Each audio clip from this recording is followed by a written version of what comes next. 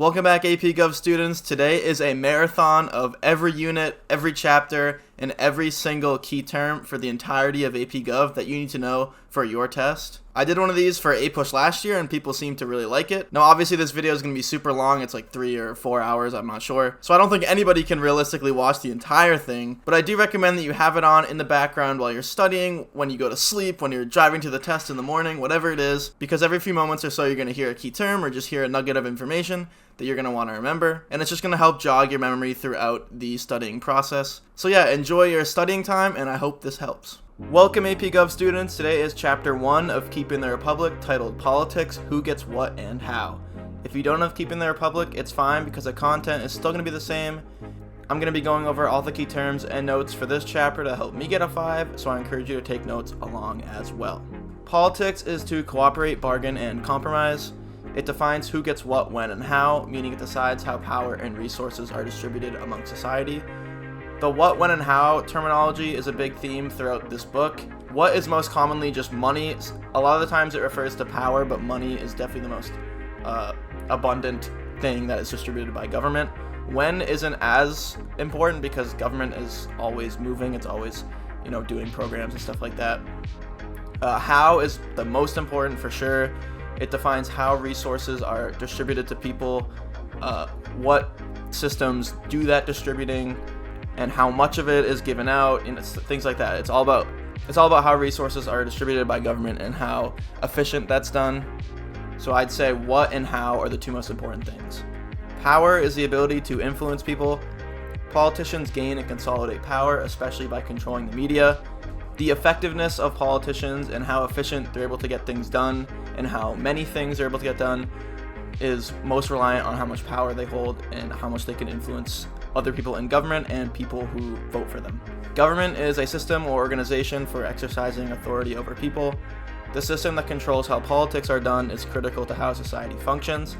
So the way government is set up is just as important to what government actually does. That's why a huge part of AP Gov, or at least the beginning parts, is how the Constitution is crafted, how the rules of government are set up in a way that makes so politics are done in the most fair way possible. Authority is power that is consented by the people. Legitimacy is what gives governmental institutions the ability to exert power over people. The only way the government is able to control people and make laws and rules that people will follow is if the people consent to actually be under the government's authority. And that principle is explored a lot in American history and Declaration of Independence, the new Constitution, things like that. Rules are directives for how resources are collected.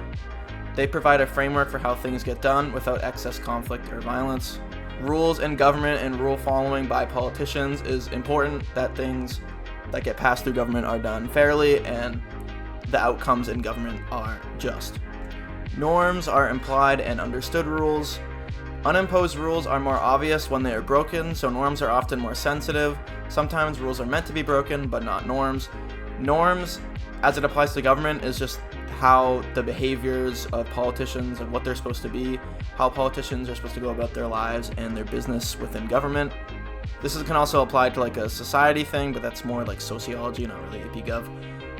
The norms currently in American politics are definitely not what they were before. The norms are starting to collapse a little bit. Politics are getting crazier and crazier nowadays, but in normal American government, normal government as a whole, politicians are all supposed to behave in a certain official way, and that's what the norms are. Narratives, the stories that people believe, they influence how people perceive who has, wants, and deserves resources, and the people's confidence and trust towards those with power. Narratives are a huge thing that are driven by the media, and they are passed on from the media to people and then to more people. The things spread throughout narratives get people believing certain things about how money and power in government is supposed to be distributed, who is supposed to get money and power. This is a callback to that what, when, and how type thing in terms of politics. Economics, production, and distribution of wealth. Resources are inherently economic, so politics and economics are closely related. Pretty much all political things that are passed have to do with some economic side. Certain like criminal laws and stuff like that have nothing to do with economic policy, but almost all spending policy, things that are done in Congress have to do with money. And that's why in terms of like what money is the most important So politics and economics is greatly linked. You're going to have a big understanding, not a huge understanding, but you're going to have a pretty decent understanding of economics to get through a lot of the AP Gov stuff. Socialism, leaders make economic decisions based on what everyone needs. The state is in control of the outcome, creating substantive guarantees based on what the state believes people need. There's a lot of nuances with socialism, obviously, because it's always run, in different countries, socialism is done in different ways. But the main principle of socialism is that the state provides guarantees to people to keep them on a certain level, which is a lot different than a capitalist system. If you want to use like sports terminology or something like that, socialism has kind of like a defined floor but a defined ceiling, while a capitalist society has a very low floor and a very high ceiling. There's a lot of more disparity in capitalism, but there's a lot more room for prosperity, and compared to socialism, where there's a lot more equity, but there's not a lot of room for prosperity. Capitalism, economic decisions are decided by the market. Resources are privately owned and are produced and distributed through supply and demand based on procedural guarantees that everyone competes on the same playing field. So substantive versus procedural guarantees, that's kind of a big comparison between the two. Substantive meaning the government provides certain things for people, and procedural guarantees, which means the government sets up a playing field with equal rules but doesn't give people resources. It just allows them to compete for resources. But again, just like socialism, there's a lot of nuances with capitalism. It's not always fair, and there's a lot of problems with not providing guarantees for people, because in a capitalist system, somebody has to win and somebody has to fail. So what do you do with the people that fail? Mixed economies, mix between government control and free market. The government steps in to modify and control capitalism when needed. This is what is seen in the United States and most other developed countries, where you have a capitalist economy that allows people to, produce their own goods, buy their own goods, and prosper in a business sense. But the government provides safety nets, borrowing principles from socialism to prevent people from basically falling into poverty and starvation and just total, abject poverty. No one wants that. So this is where things like social welfare come in to provide that safety net. Because capitalism isn't always perfect, and somebody has to, again, like I said, somebody has to fail. Authoritarian systems give total power to the government over the people. Eliminates the concept of citizenship by making people the subjects of governments existing on both poles of political spectrum. So in far-right authoritarian systems, you have fascism, which is rooted a lot in racism and things like that. And if you go far left, you have communism, which is rooted a lot in classism, where the government controls everyone. Both sides have this logical extreme of authoritarianism. The main principle, however, is that it removes autonomy from the people, and they are no longer citizens of a country, but they are basically just subjects. They're just pawns of the government. Non-authoritarian systems give total power to the individual. Total power might be a little bit of a stretch, but that's the technical definition. Citizens have rights within governments to preserve autonomy, existing usually in the middle of the political spectrum, but can be taken to the logical extreme. The logical extreme would be something like anarchy, where there's just no government. But that's not something that is seen too commonly in any countries, because if you don't have a government, you don't have a country. But in a non-authoritarian system like the United States, citizens have rights within the government that are protected by the government. They have to a certain extent, autonomy over their lives. They're not allowed to do anything. Obviously, we have criminal laws in this country. In a vacuum, there's a lot of extreme views in the United States, but when looking at the total political spectrum, most political views in the United States are very moderate. Although nowadays, the parties are starting to pull a little bit. Democracy, the people create the government, rooted in the idea of popular sovereignty, allowing the people to fairly establish a government with balanced authority. So in a democracy, the people institute their leaders, they institute their rules and their laws. So elected officials are just one of the functions of democracy, where the people choose how the government works, who represents government. Citizenship, the people have a say in government. Citizens have rights and are protected by the government, but also have obligations in the form of giving back to the government. So the citizens have liberties and autonomy granted by the government for being members of the country, but they also have obligations in a way to sort of pay that back for the rights that are being protected by the government. So certain obligations are like taxes, actually participating in government so the government can function, smaller things like jury duty, things like that, to give back to the government. This is sort of getting into the social contract idea of citizenship, the Enlightenment era. That is explored a lot more in American history, but it'll definitely be explored here in Gov. Classical liberalism ideology emerging in the Enlightenment, recognizing individual rights. The principles within such ideology are deeply rooted in American and other Western governments. Classical liberalism and the Enlightenment era is a huge reason why most modern Western governments have individual rights, have democracies, because they recognize the importance that the people play in government, that the people, in a sense, are the government. Having a good knowledge of Enlightenment principles is definitely a good way to go through Gov. If you want to explore those principles, there's definitely a lot more in APUSH, but classical liberalism as an umbrella term really defines what American government is and what modern Western governments are. Social contract, agreement between the people and the government. Principle that people give some power to the government in exchange for protection from the government. This goes back to the citizenship type thing, where people give away some of their power so that the government can protect their rights from infringement of other governments, bad people, in exchange for protection from the government. And then because of getting that protection from the government, there is then another layer where they give back in a form of. And because of that protection from the government, they give back in a third layer that allows, or that sort of demands citizens to participate back in government and benefit society. But the main principle of social contract is that people give up some of their autonomy in order to have law and order in society in exchange for protection from the government. Republic, citizen voices are heard through elected representatives. This is what America is. The founders opted for this form of government based on a variety of factors. These factors are explored more in the required documents, like Federalist 10, Federalist 51, Brutus 1, stuff like that. All talks about, how America starts to become a republic. I would say Federalist 10 is the biggest one. Republic, citizen voices are heard through elected representatives. This is what the United States is, a republic. The founders opted for this form of government based on a variety of factors. Take a look at Federalist 10 if you want to find a great essay about why America should be a republic. It is a required document, so you probably read this already or you're going to very soon. Basically, because of the size of the government, you can't have everyone just be a voice in government. So if you set it up in a republic, the people can elect representatives, and that filters the wide variety of voices across the country into a smaller national government that allows the government to remain effective while still being able to hear all people's voices just through representatives. And that's a wrap. Thanks for watching. I'll see you in the next chapter, and goodbye.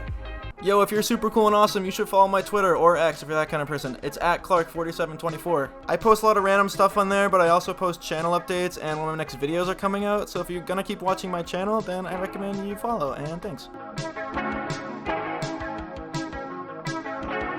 Welcome back, APUSH students. Today is Chapter 2 of Keeping the Republic, titled American Citizens and Political Culture. If you don't know Keeping the Republic, it's fine because the content is still going to be the same. I'm going to be going over all the key terms and notes for this chapter that helped me get a 5, so I encourage you to take notes along as well. American citizenship, status of being a citizen of the United States, obviously. Most Americans have birthright citizenship, but gaining citizenship is particularly attractive to immigrants and non-immigrants seeking naturalization. What it means to be a citizen isn't really like a big issue or topic in this country, but when it comes to immigration, it definitely is. A big part of immigration policy is setting up the pathways for how to become a citizen and what does it mean at certain levels of citizenship when you have like stuff like a green card and then eventually being a full citizen. But the concept of what is citizenship is more important for Gov than specifically what an American citizen is. U.S. immigration policy, U.S. procedures, and guidelines for immigrants. Deciding who is admitted to the country and how to become a citizen is a critical question, often rooted in national security concerns. The national security part of it is a big part of what is now the Republican platform and the Trump platform, going into like just the last 8 years or so with Trump being around.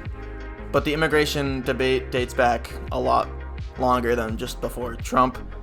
a huge part of modern U.S. immigration policy is how to balance being an open country that's open to new people, and also being able to have secured borders and not, just letting everyone in. And there's definitely a balancing act that it seems that both sides of the political spectrum, at least right now, can't come to a consensus because there are extreme views on both sides. Political culture, shared values and beliefs about the political world, sets indirect baselines and norms for how the political debate should be conducted, creates a playing field for political ideas. The political culture in the country now is kind of collapsing. I hate to say it.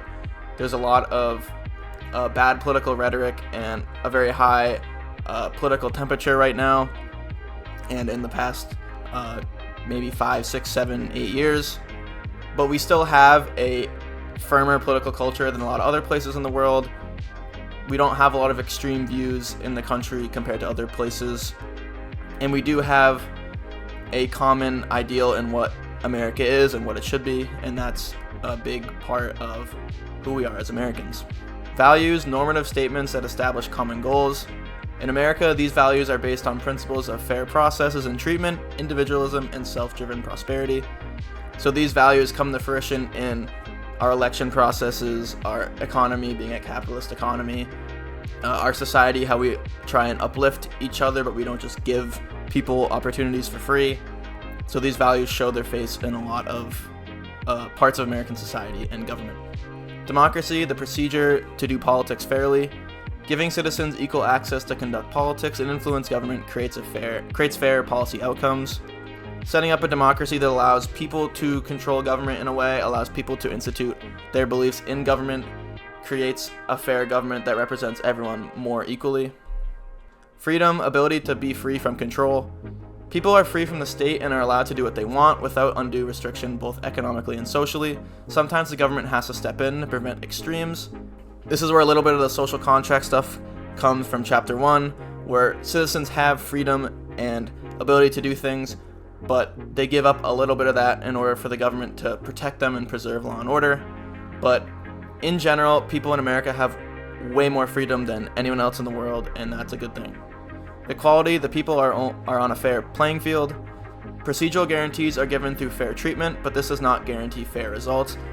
Equality is a big principle of democracy and capitalism rather than an authoritarian socialist system. However, there are nuances in equality. Total equality doesn't always mean that everyone can survive, and that's where the government steps in to make sure people are getting the help that they need. Ideologies, political belief systems.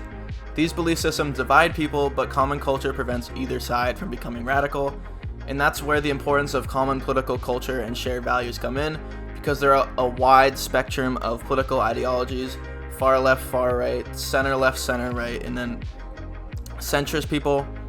And in order to make sure everyone is on some level on the same page, you have to have that common political culture within the wide spectrum of political ideologies, and that's why our culture collapsing is a huge problem. Conservatives, right-wing political camp, they believe in traditional values, limited government with limited change, maintaining social order and rule of law. These traditional values date back like decades ago, and conservatives are the Republican side of what is American politics. Not all Republicans are traditional conservatives. Trump's not really a traditional conservative in a modern sense. But things like traditional values and limited government are definitely anti-progressive, progressivism being the other side.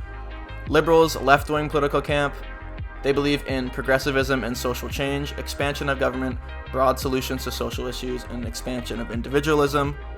So a lot of this is rooted in like modernizing principles, and that the government can change and adapt constantly to people as the world grows. And this puts a lot of responsibility on the government to be very active in social change and resolving social issues, as opposed to conservative government, where social issues aren't a huge value for the government, and the government shouldn't be pushing people to change and stuff like that. And there are definitely benefits of both sides. And that's a wrap. Thanks for watching. I'll see you in the next chapter, and goodbye. Yo, if you're super cool and awesome, you should follow my Twitter or X if you're that kind of person. It's at Clark4724. I post a lot of random stuff on there, but I also post channel updates, and when my next videos are coming out. So if you're gonna keep watching my channel, then I recommend you follow, and thanks. Welcome back, AP Gov students. Today is Chapter 3 of Keeping the Republic, titled Politics of the American Founding. If you don't have Keeping the Republic, it's fine because the content is still going to be the same. I'm going to be going over all the key terms and notes for this chapter that helped me get a 5, so I encourage you to take notes along as well. Slavery, system of involuntary servitude. It was established in the Americas with a strict racial hierarchy, putting black people at the bottom and white people at the top. Slavery, technically in its origins, was an economic institution, but it had obviously massive effects on society and social life, and then of course American government.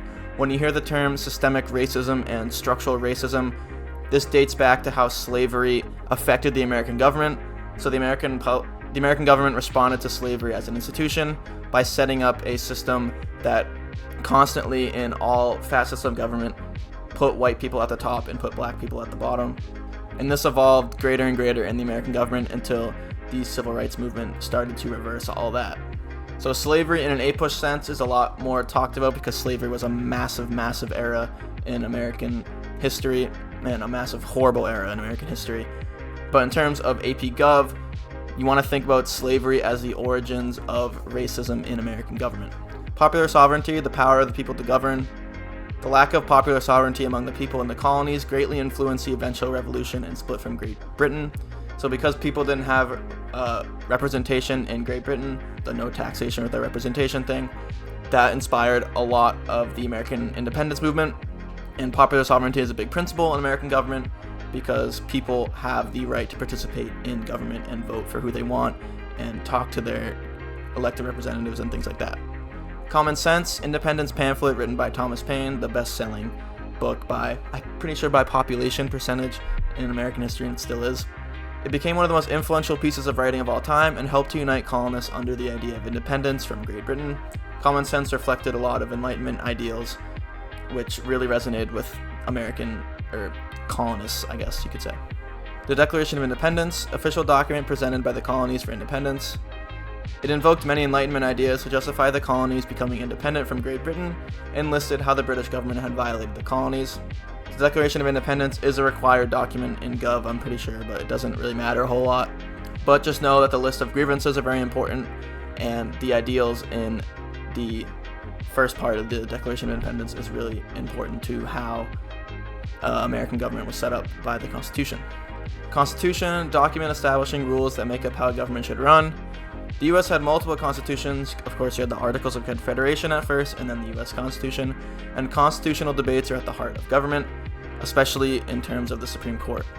Articles of Confederation, the first American Constitution.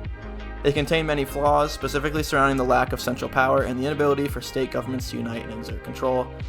So because of the weak government that was set up under the Articles, the U.S. Constitution was crafted, which still stands today. Confederation, system where each state has power over itself. A country is divided into smaller states that have control over itself, and individual rights are handled by states, creating a weak central government. The reason the Articles were set up this way is because they had just come from a monarchy, a big central government in Great Britain. So they set up a confederation where states had a lot more autonomy and there's basically no central government. But this became a problem because you can't really have a unified country without a central government. So that's why the Constitution was eventually crafted. Constitutional Convention, meeting of political thinkers to revise the Articles. Instead of revision, the convention eventually decided to replace the Articles altogether, leading to the creation of a new constitution. The story behind the Constitutional Convention is that it wasn't really supposed to be this radical change. It was just a meeting over why the Articles were failing, but they ended up crafting the U.S. Constitution. Federalism, powers divided between different levels of government. It was at the heart of an important compromise surrounding how the central and state governments should share power. Federalism is probably the most used term in AP Gov, probably the one you're going to have to master the most. You have to be able to separate federalism from separation of powers. It's not about separation of bodies in the government. It's about the separated but shared powers between the national government and state governments. Virginia Plan, large state plan to organize Congress.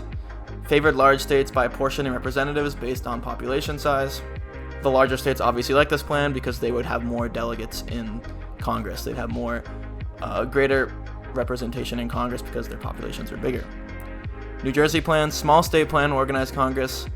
Favored small states by giving each state an equal amount of representatives. So the small states like this more because they would be on an equal playing field in terms of representation with the massive states. There are some more nuances to the Virginia plan and New Jersey plan, but these are probably the most important details. The Great Compromise, combination of both plans to create a bicameral Congress. This is how the House and Senate was made. It created the House and Senate, gave the central government more power under a federalist structure and a single executive. So the House is the Virginia plan type thing, where you have representatives based on population, and the Senate is the equal body, two representatives for each state. That's the New Jersey plan part. And it gave the central government more power. It expanded the powers from where it was in the Articles, and it decided on a single executive being the president. There was talks about having this body of presidents, like there would be like 3 or 4 presidents. I'm pretty sure that's what Hamilton proposed or something like that, but they eventually decided on one president, which was a good idea because you have to have a singular head of government to make it effective and to make the government easier to understand. 3/5 Compromise defined a slave as 3/5 of a person for population purposes. This is because slave states wanted slaves to count in their population to get more representatives in the House, but small states, not only do they not want to be outmanned by the slave states, but they're also like, if you're the non-slave states, or like if you have slaves, they're not even citizens, how do they count for your population? There's huge ethical problems with all that. It was a compromise between North and South to make sure Southern states couldn't inflate their number of representatives through slave populations. Slaves, of course, they couldn't even vote, so this is always ridiculous for the South. It's one of the many problems during the slavery era. The Federalist Papers, collection of essays advocating for ratification. These papers became some of the greatest essays ever written. They express and explain the purpose and reasoning behind the formation of American government. The Federalist Papers are a huge part of AP Gov. You have to know the required documents. I'm pretty sure it's Federalist 10, Federalist 51, Federalist 70, and Federalist 78. 10 and 51 are definitely most important. You're going to want to know those to heart. Factions, groups of people with a common ideal. This is expressed a lot in Federalist 10, I believe.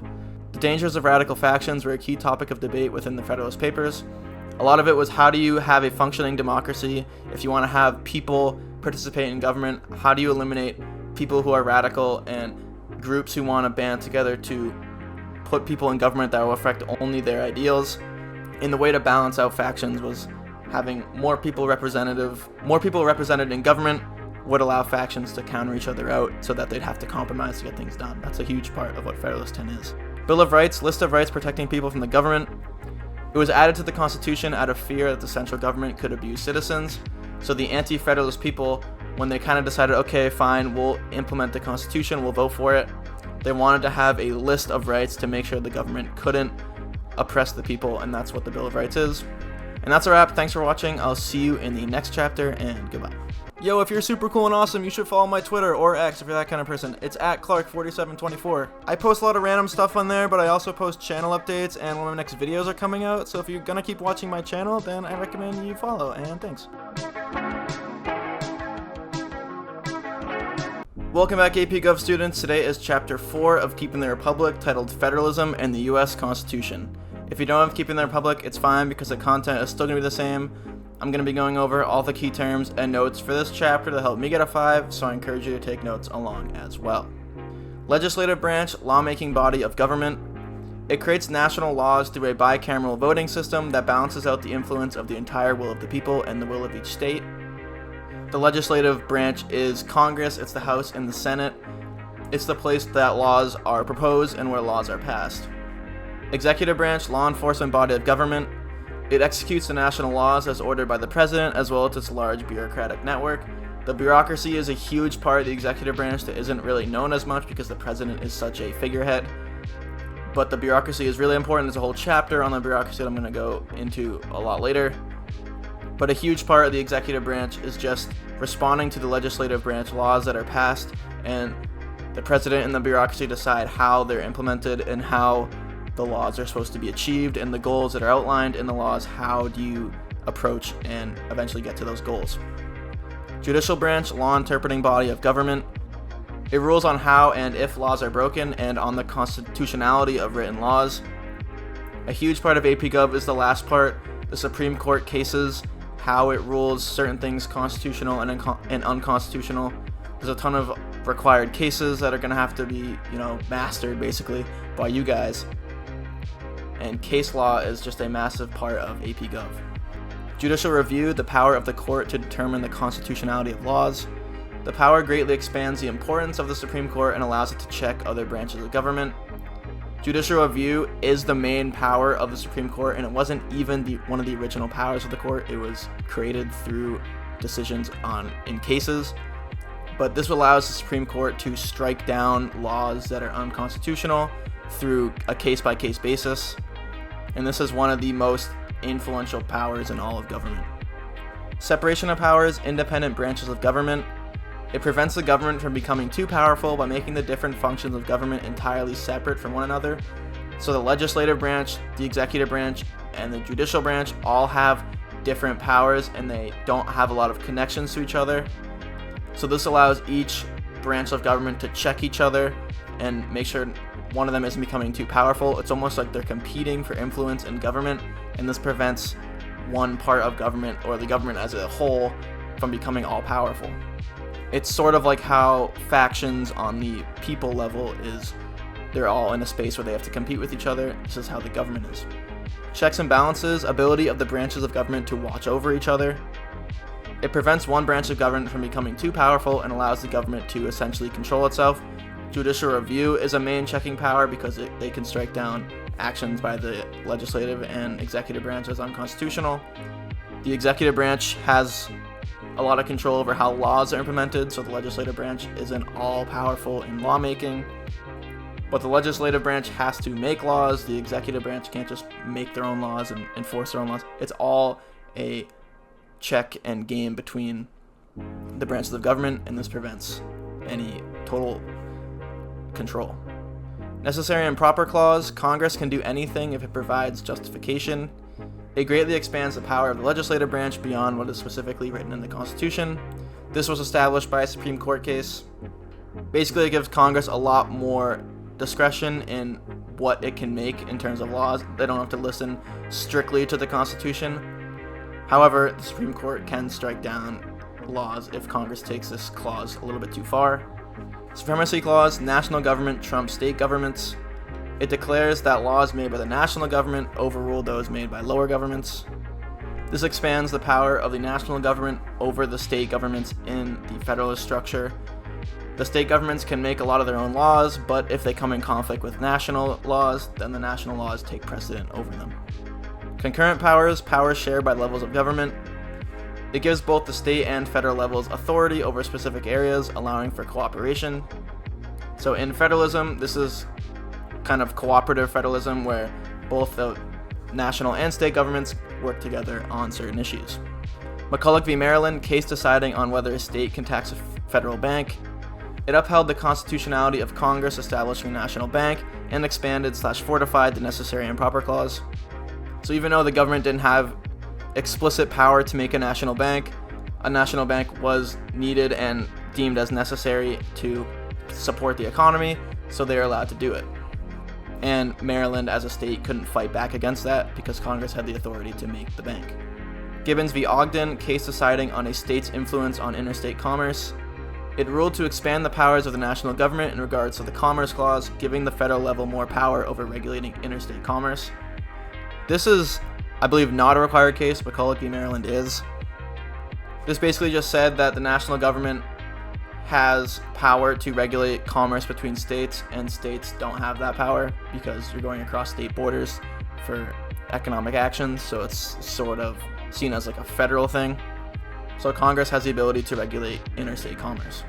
Nullification. A state can reject a federal law it feels is unconstitutional. It gives grounds for states to reject federal laws, although it is not a recognized power by the federal government, which causes it to be the basis of many government conflicts.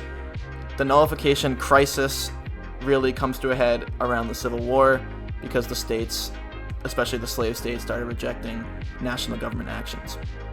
Categorical grants, federal money in exchange for direct compliance. It is the more controlling type of federal funding that demands states to do specific things with the money. So the federal government will fund state programs, but the states have to do exactly what the federal government says they need to do with the money. Block grants, federal money in exchange for pursuing a common interest. It is the less controlling type of federal funding that allows states some freedom in deciding how the money is used. So basically the federal government will give money to the states and they say, I want this to be used to better education, or I want this to be used to promote I don't know, healthcare or something. And the states have more autonomy in over how they use that money to achieve that goal. So some state might pump a lot of money into their elementary schools, and another state might pump a lot of money into their high schools. Things like that. They have more control over how the money is used, and that's what the states want and prefer. Unfunded mandates, federal demands without any funding. It is the least attractive federal mandate from a state's perspective, as they are given no funding to pursue a goal coming from the federal level. So the federal government will tell a state, you have to do this, and they don't even give them any money for it. They just say, you need to take whatever resources you have and achieve this goal. Unfunded mandates kind of disappeared from American politics because there's a lot of compromises that were written, I'm pretty sure in like the 90s, 80s, 90s time, that didn't allow unfunded mandates to be used as often. Initiative, referendum, and recall, ways citizens can influence government. They give alleyways for citizens to affect government on a more direct level, specifically in the legislative branch. It is helpful to know what each term means, but I don't think it's really necessary. You can just drop these 3 words in like an essay or something and use it as an example of how citizens can participate in democracy. And that's a wrap. Thanks for watching. I'll see you in the next chapter, and goodbye. Yo, if you're super cool and awesome, you should follow my Twitter or X if you're that kind of person. It's at Clark4724. I post a lot of random stuff on there, but I also post channel updates, and when my next videos are coming out. So if you're gonna keep watching my channel, then I recommend you follow, and thanks.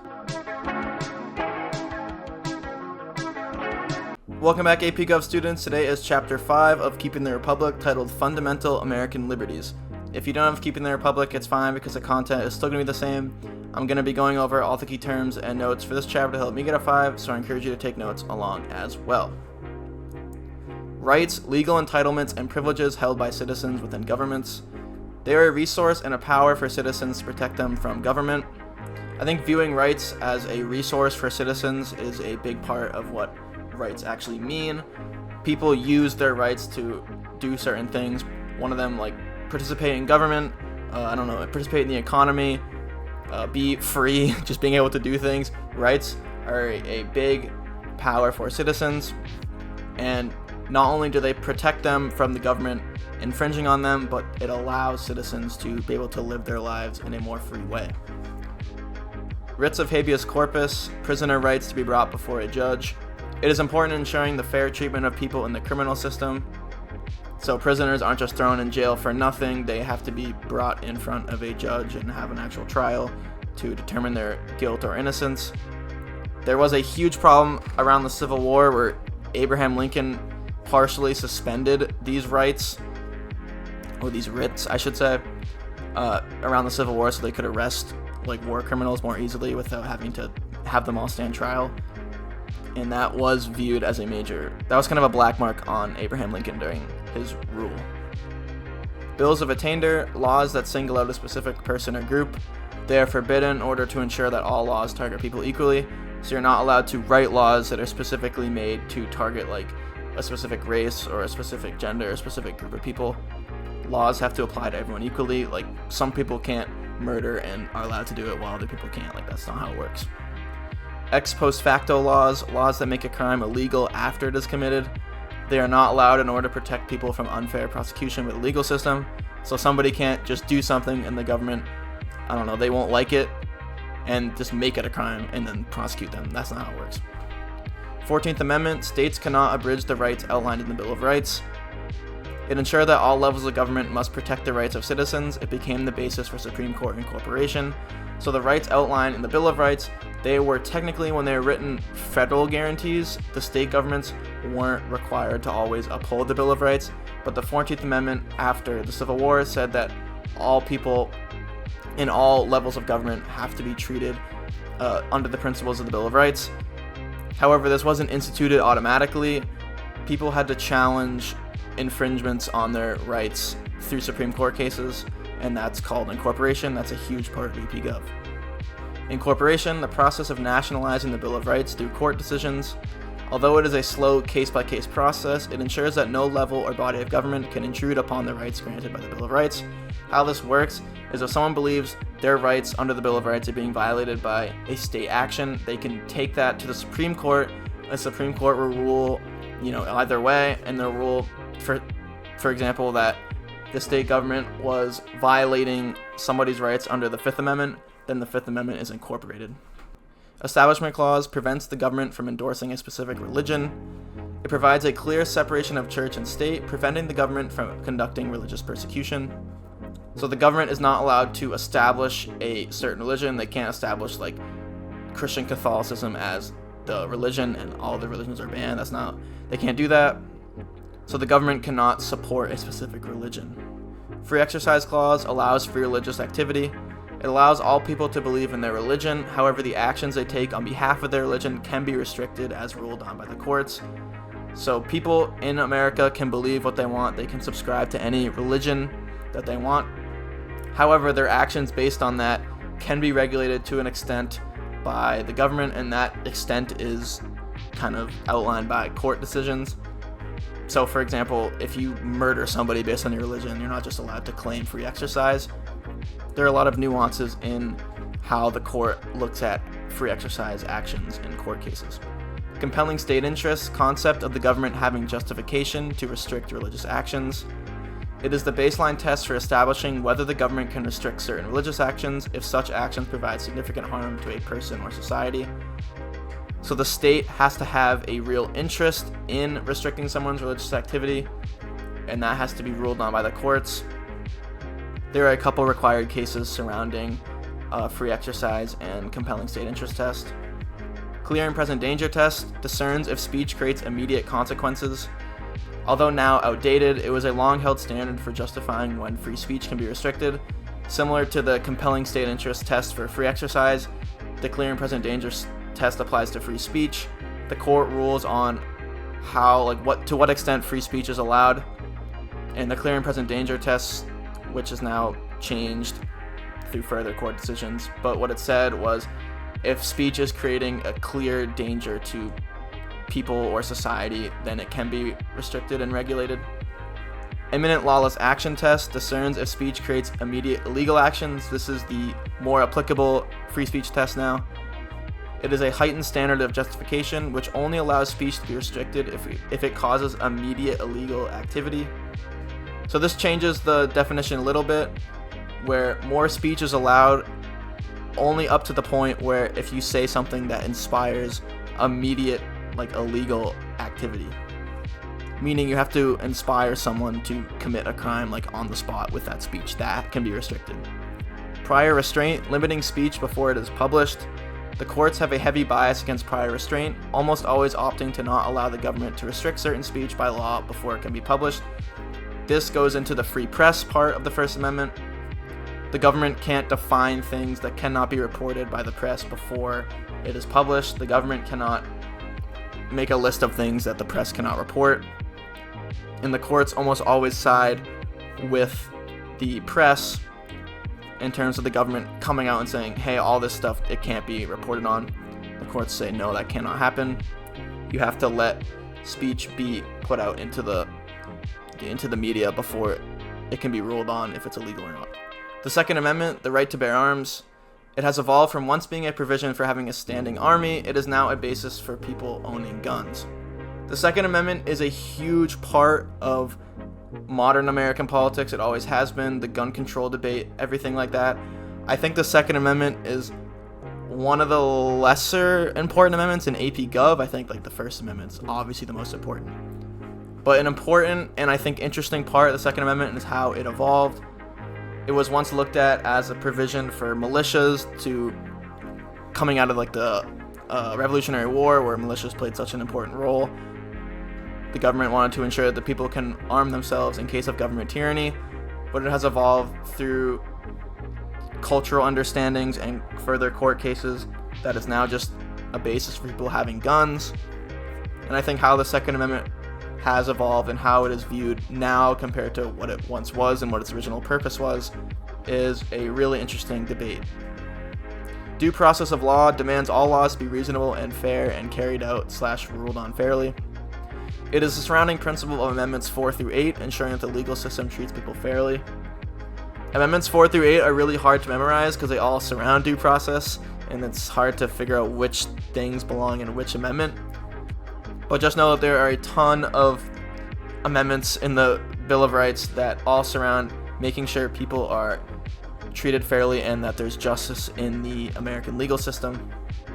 Exclusionary rule prevents illegally obtained evidence from being used in court. It prevents the police or other investigative bodies from violating people's rights, but is also controversial because it can allow guilty people to go free via police mistakes. I'm pretty sure, if I'm remembering correctly, it's the Fourth Amendment that prevents unlawful seizure of property. So the police can't just walk in your house and investigate you without like a warrant or something. And the exclusionary rule throws out any illegally obtained evidence.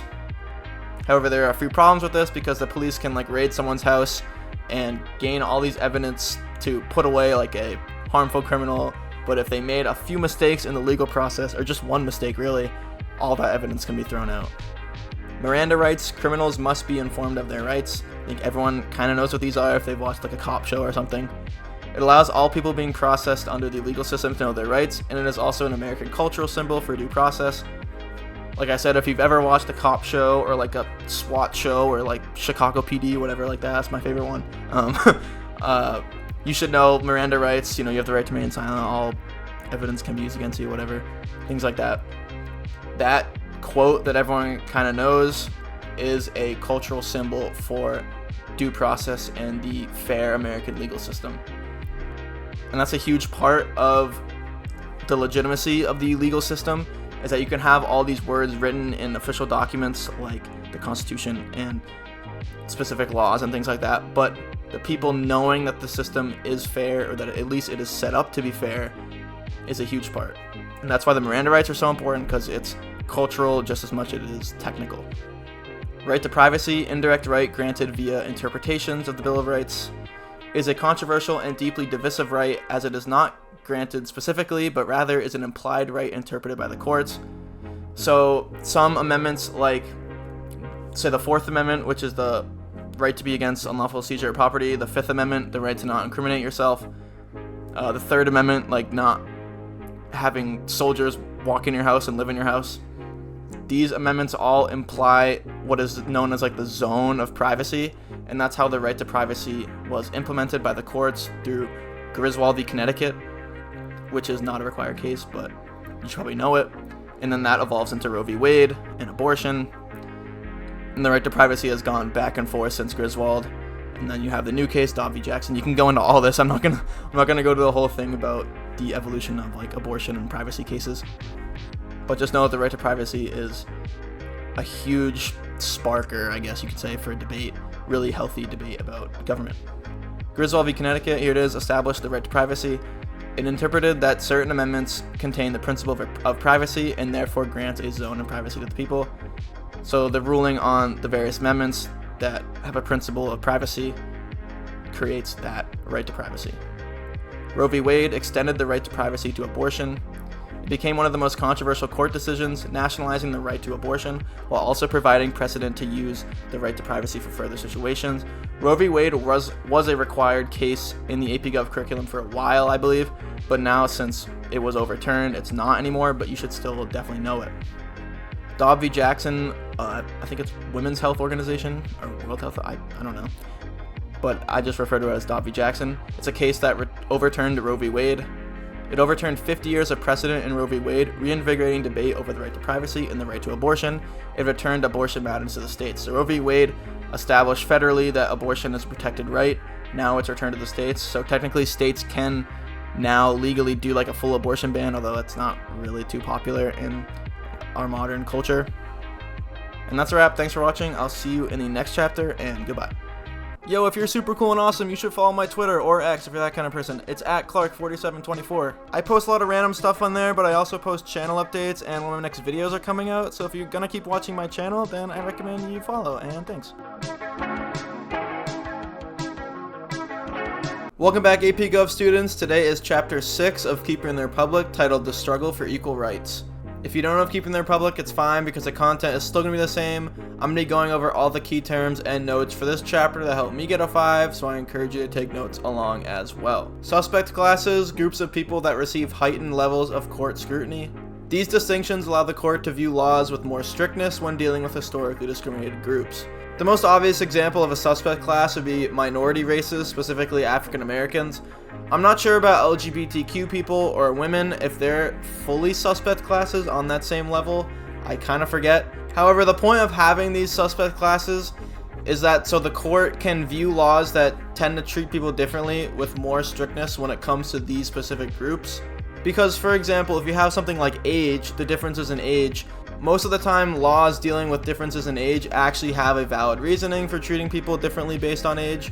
However, when you think about groups like African Americans versus white people, most laws that treat those two groups differently are explicitly racist and do not have like a valid reason for the law to be that way.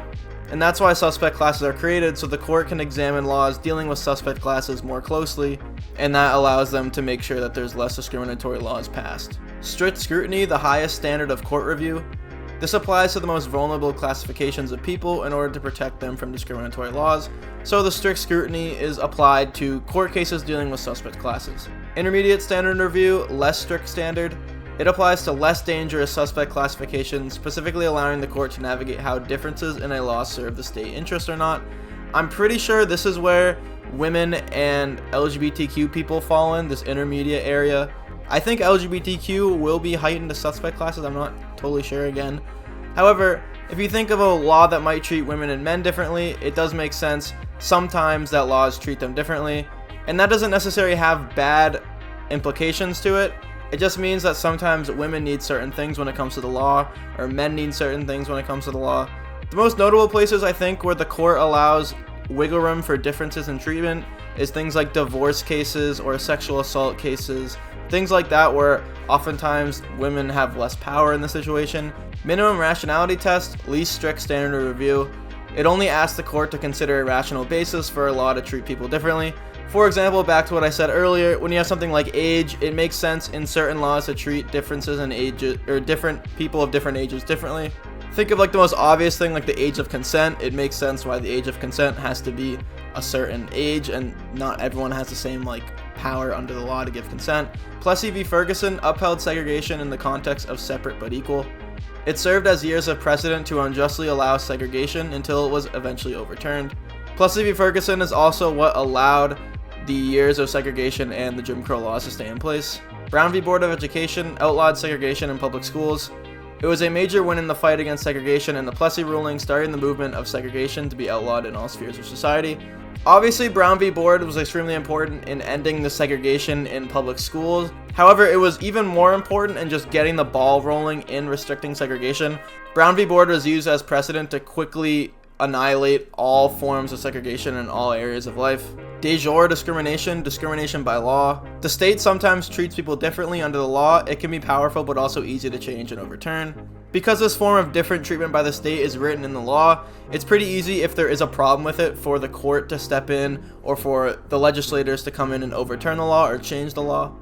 De facto discrimination, inherent discrimination that cannot be tied to a specific law. It is harder to eliminate because it is often very much baked into life, society, and the world's institutions. This is where things like systemic racism and structural racism come in. When you have de facto discrimination, it is baked into all of government and all of society, so it's a lot harder than de jure discrimination to overturn because it's not just a written law that can just be changed. It's something that's in society, in the psychology of the people, so it is much harder to get rid of. Affirmative action grants direct opportunities to minorities. It is just in ensuring that discriminated groups are given opportunities, but it is also very controversial because it treats people differently based on race and or sex. So it's kind of like a double-edged sword type thing, where affirmative action is great in making sure that underprivileged groups are given opportunities, and it puts an emphasis on certain institutions to give underprivileged groups and discriminated groups opportunities. However, in order to do that, you have to specifically reach out to certain groups to give them more opportunities than other groups. The debate over affirmative action is most notable and often, raises up through the news through college applications. University of California v. Bakke outlawed affirmative action quotas. Although it still allows for race and sex to be considered in policy, it doesn't allow for direct quotas to be set. Basically, this ruling allows for colleges and other institutions to take race into account and to pass policies within the organization that promotes racial equality and racial equity. However, it doesn't allow for quotas to be set. The specific example in this case is that the University of California Med School basically set aside a certain number of application spots specifically for minorities, and that wasn't allowed because it explicitly discriminated certain groups and separated certain groups based on race. However, the university can still consider it when looking at applications and maybe analyzing how someone's social background might have affected their application. Equal Rights Amendment aimed to ban discrimination based on sex. It was never passed because it would have illegalized protections for women under the law. So although on its face it seems like the ERA not getting passed is a bad thing, however, back when the ERA was up for debate, most people actually agreed on all sides of the political aisle that the ERA shouldn't pass, because if it passed, it would prevent all the gender-based protections for men and women from being a thing, because it would violate the ERA, because it would take away all differences under the law between men and women. And like I said earlier when I was talking about suspect classes, the reason why gender isn't the highest level of scrutiny when it comes to suspect classes is because there are differences that need to be made to protect men and women in different ways, and if the ERA passed, it would prevent that. Title IX banned funds for schools practicing gender discrimination. It was a major win by disincentivizing schools from practicing gender discrimination. This would basically bar any public school from receiving funding from the states or from the national government if there was gender discrimination found. Title IX gets brought up a lot when it comes to like men and women's sports, because sometimes schools would give boys sports a whole lot of funding, it wouldn't give girls sports any funding, and that was a major part of how when Title IX was originally passed. And that's a wrap. Thanks for watching. I'll see you in the next chapter, and goodbye. Yo, if you're super cool and awesome, you should follow my Twitter or X if you're that kind of person. It's @Clark4724. I post a lot of random stuff on there, but I also post channel updates and when my next videos are coming out. So if you're gonna keep watching my channel, then I recommend you follow, and thanks. Welcome back, AP Gov students. Today is Chapter 7 of Keeping the Republic, titled Congress. If you don't have Keeping the Republic, it's fine because the content is still going to be the same. I'm going to be going over all the key terms and notes for this chapter that helped me get a 5, so I encourage you to take notes along as well. Constituencies, the group of people represented by an elected official. These people influence how an elected official acts once they are in office. So the group that a politician will pay attention the most is their constituency.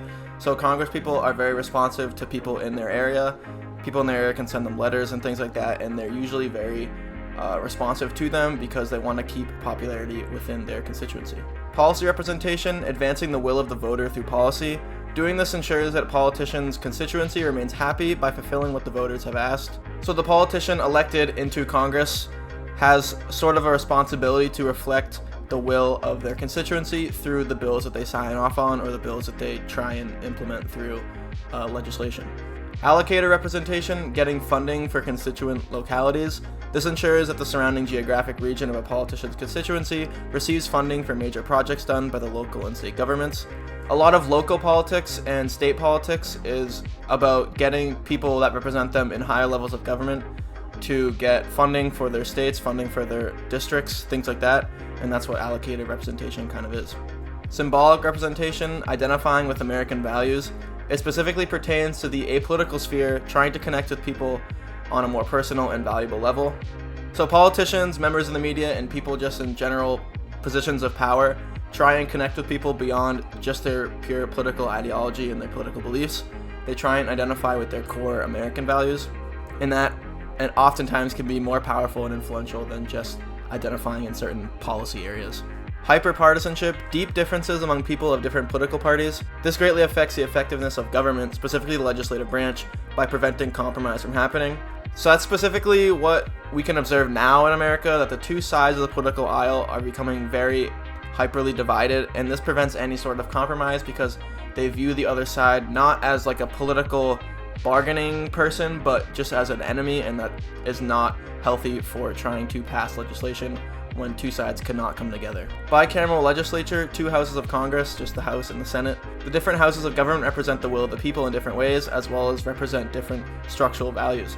One of the themes reflected in AP Gov a lot is that the House represents the common man and a greater percentage of people, and represents, the passion for politics, because it's a large body that's very argumentative at times and very quick moving And the Senate is more of an elitist body because there's less people, so it's harder to be elected to Senate. So you have, higher power people getting those positions in Senate.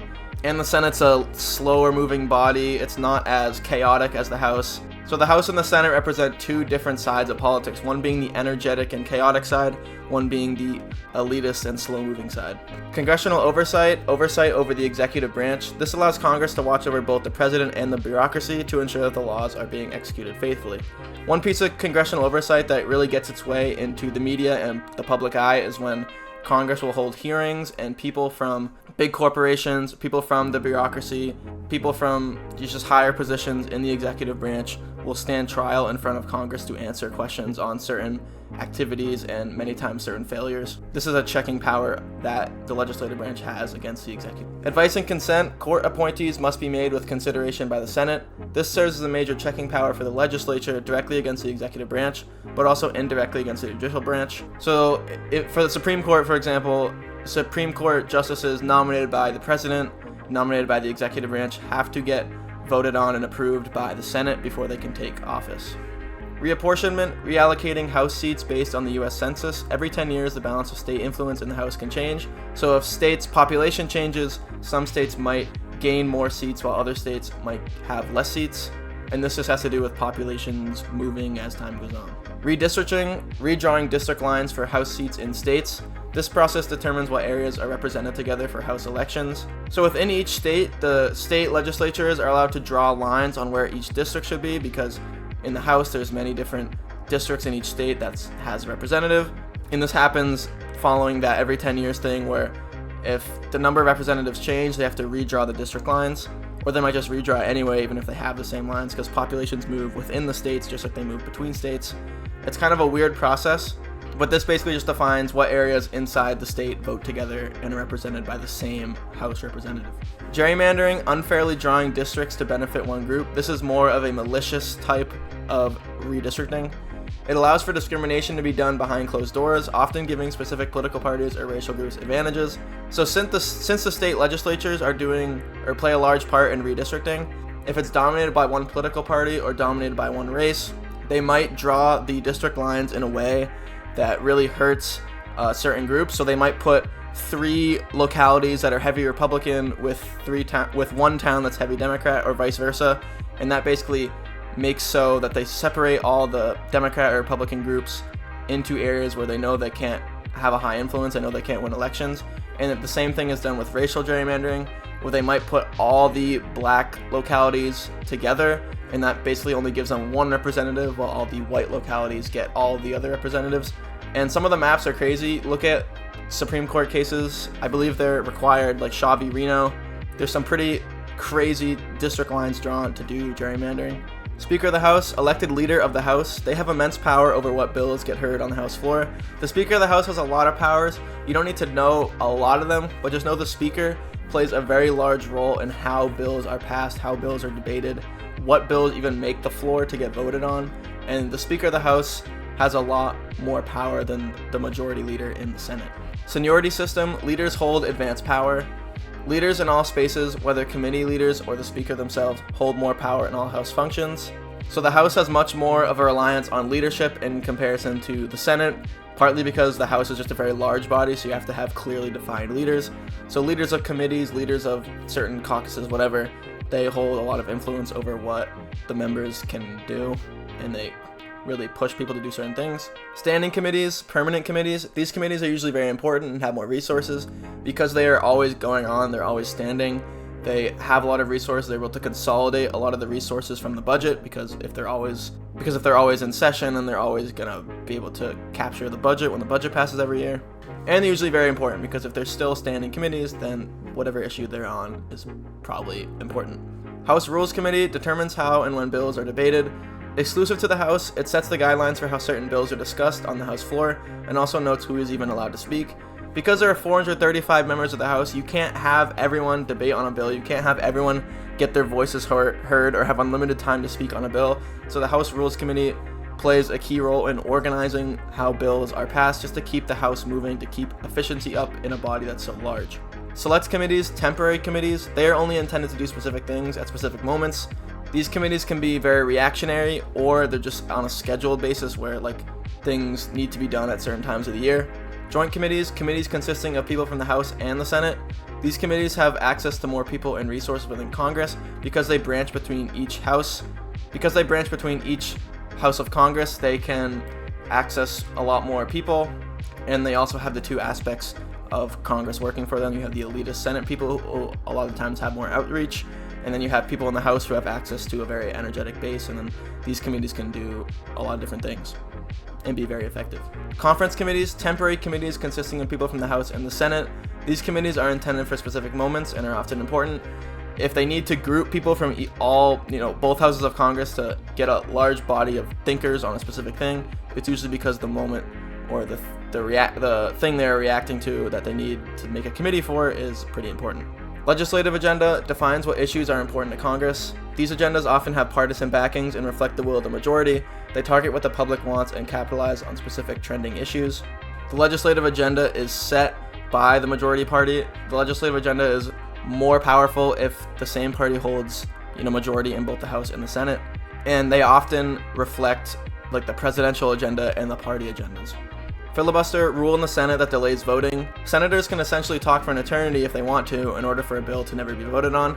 There are a lot of weird stories about the filibuster rule where senators will just blabber on the stage, or they'll like read a book or something if they don't want certain bills to get passed, because there is a rule that in the Senate everyone can speak if they want to, so someone could just keep talking and talking and talking and never vote on a bill. And there are a lot of games within the Senate or on the filibuster. It's not seemingly as like, in a weird term, overpowered as it seems to be. It doesn't happen too often.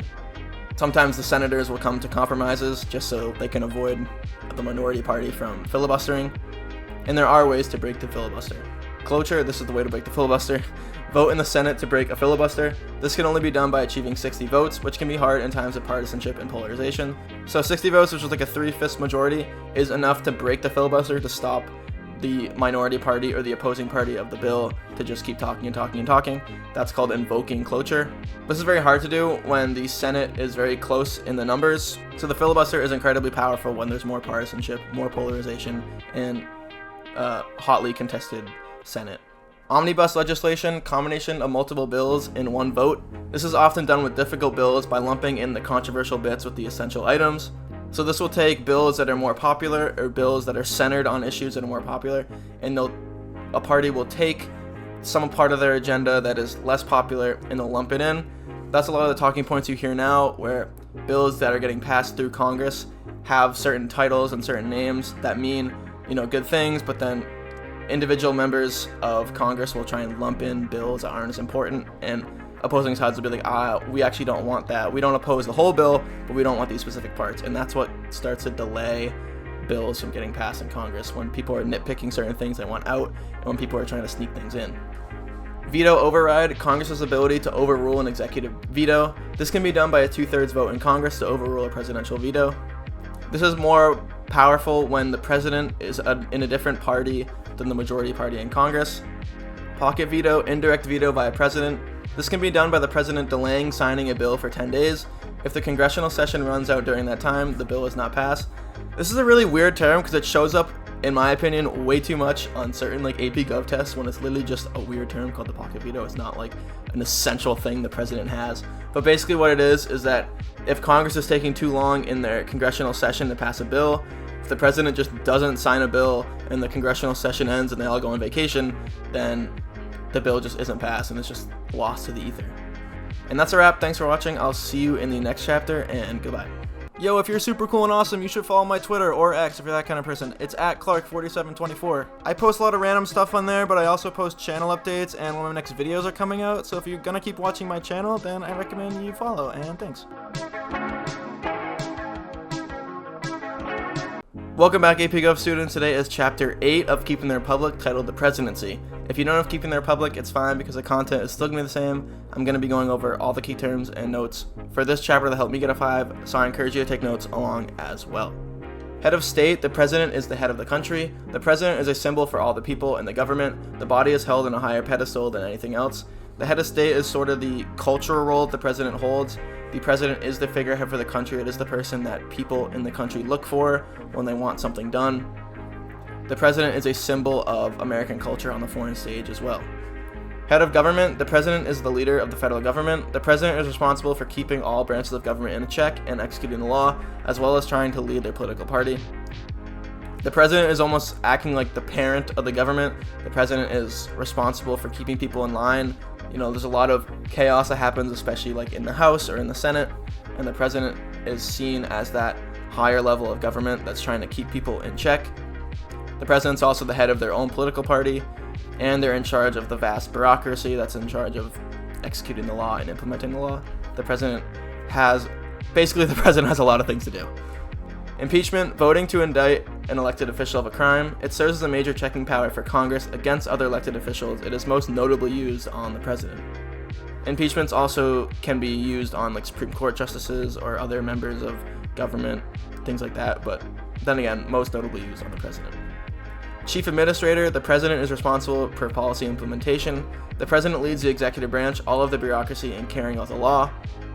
In my opinion, I think the members of the cabinet and the top levels of bureaucratic institutions are like the most important for leading the executive branch or for executing the law and doing what the executive branch is designed to do, which is like implementing, deciding how to achieve the goals outlined in certain laws.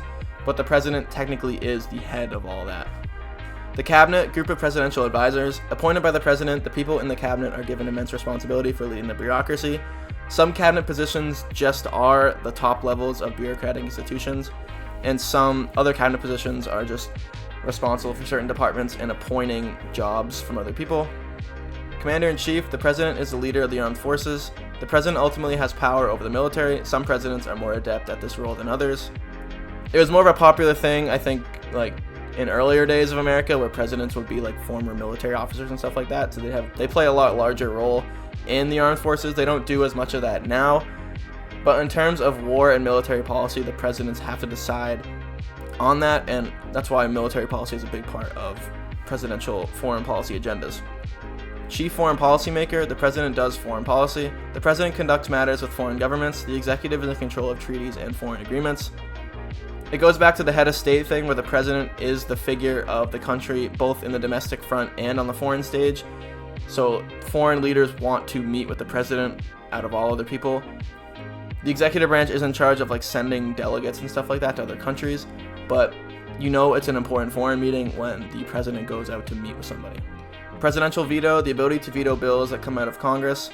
The president can issue vetoes on bills they do not agree with or does not match their agenda.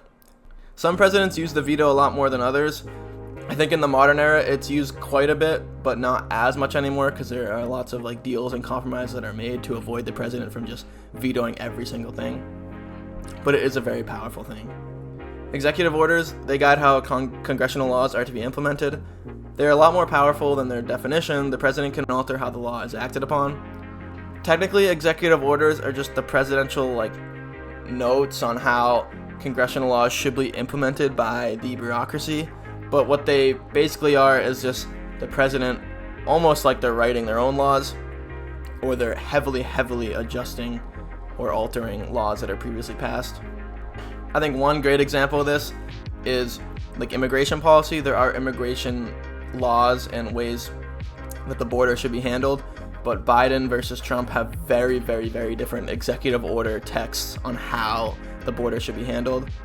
Signing statements define how the president believes a law should be carried out. It allows the president to issue their opinion on certain bills without issuing a veto. So if the president has a few problems with bills passing through Congress, they can provide some statements at the end of a bill to try and influence how the rest of the bureaucracy and organizations will carry out that law. Solicitor General, person who argues court cases on behalf of federal government. So any case that's US v whatever or something v US, it's argued by the Solicitor General on behalf of the federal government. The person appointed by the president represents the federal government in cases filed against US government. Pardon, presidents can relieve someone of criminal punishment. It is rarely used. The president has to keep in mind public image and trust when thinking about using it.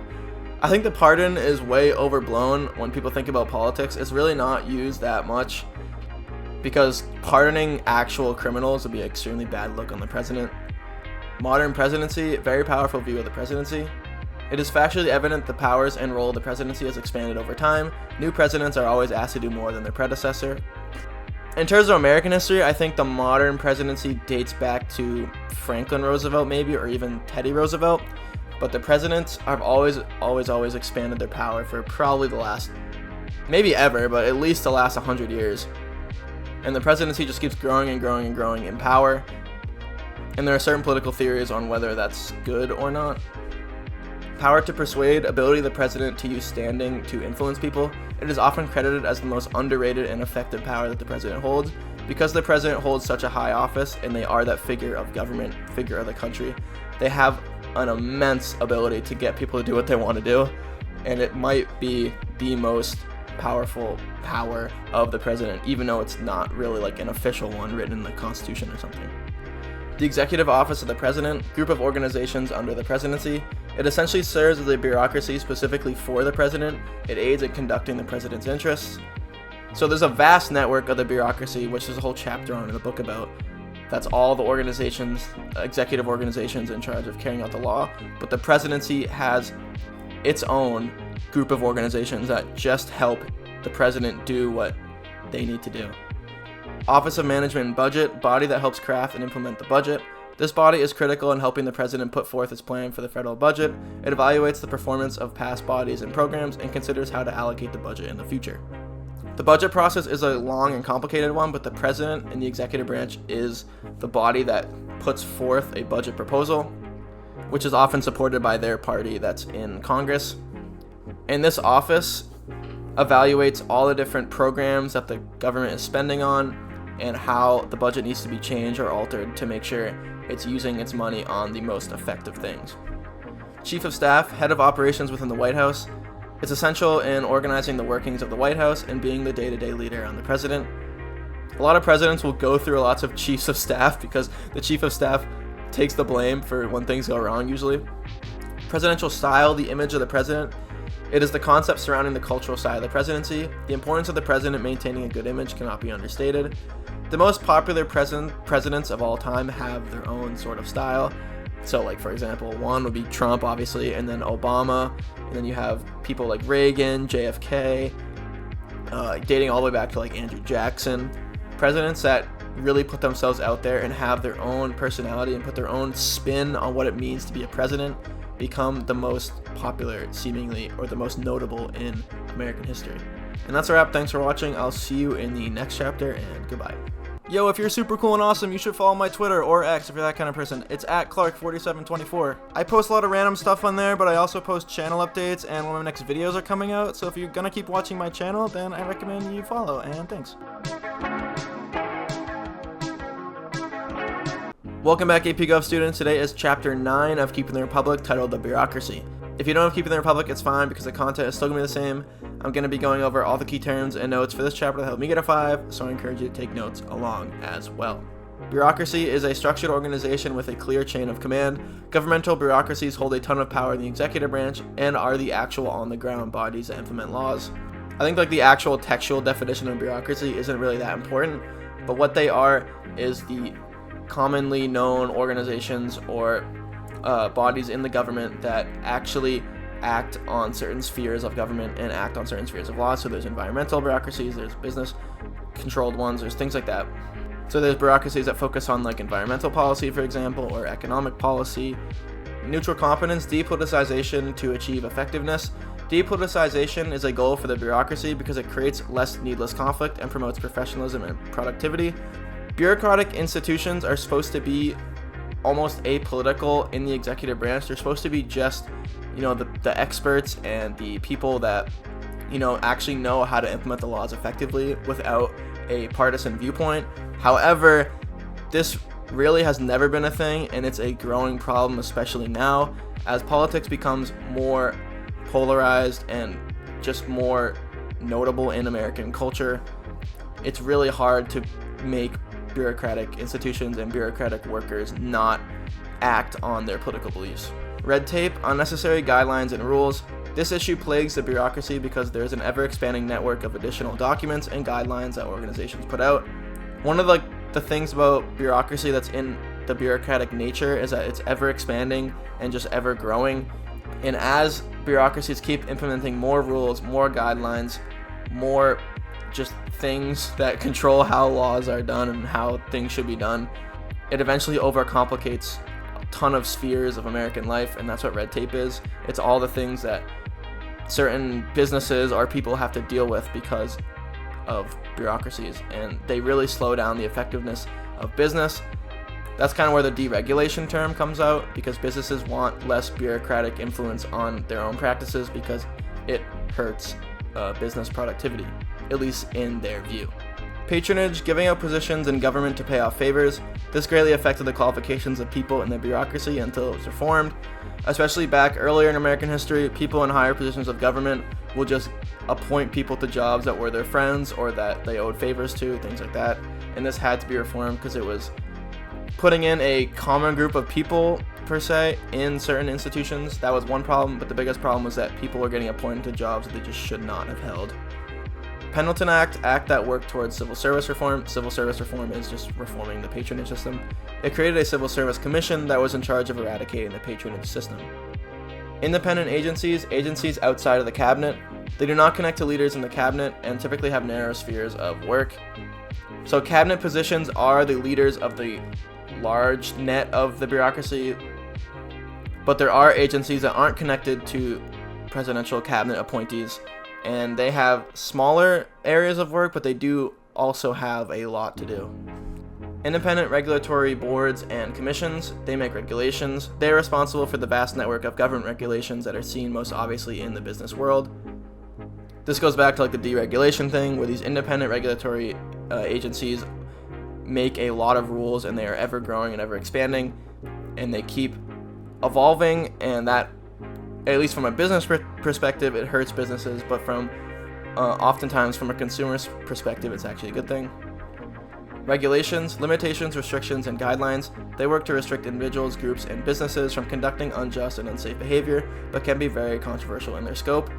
The intention of regulations is to prevent people, specifically businesses, from doing things that are unjust to other people, and this can be seen like in the business. I keep using the business example because regulations is most obvious in the business sphere, but this can be seen as like consumer protection or labor protection.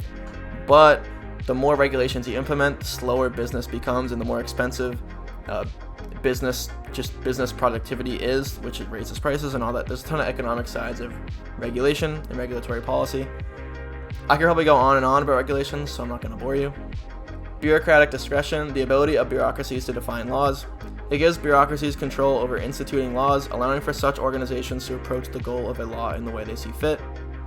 This actually just got rolled back a little bit, because bureaucracies had greatly expanding power in how they implemented laws.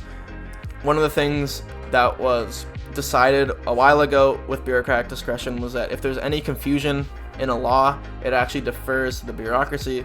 So the bureaucratic agencies almost kind of became lawmaking bodies for laws that were confusing, but it was just overturned by the Supreme Court that if there's confusion in a law, it goes back to the legislative branch rather than the bureaucracy. So there's a ton of conflict between lawmakers and bureaucratic workers and over like how much power they have over the laws. Bureaucratic culture, shared values within the bureaucracy that guide behavior. People in the bureaucracy share values, language, and behaviors that make them committed and attached to their line of work.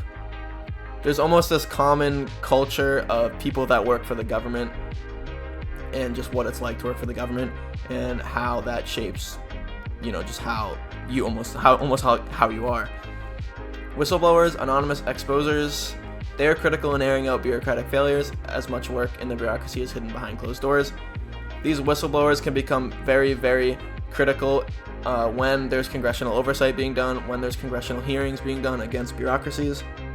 I think one of the most recent whistleblower was like the Boeing whistleblower or something, where members of like Boeing and the members of like the airplane bureaucracy, I don't know what it's called, the one that controls air traffic, they had to get put on stand because of whistleblowers, and it's whistleblowers can be very, very powerful.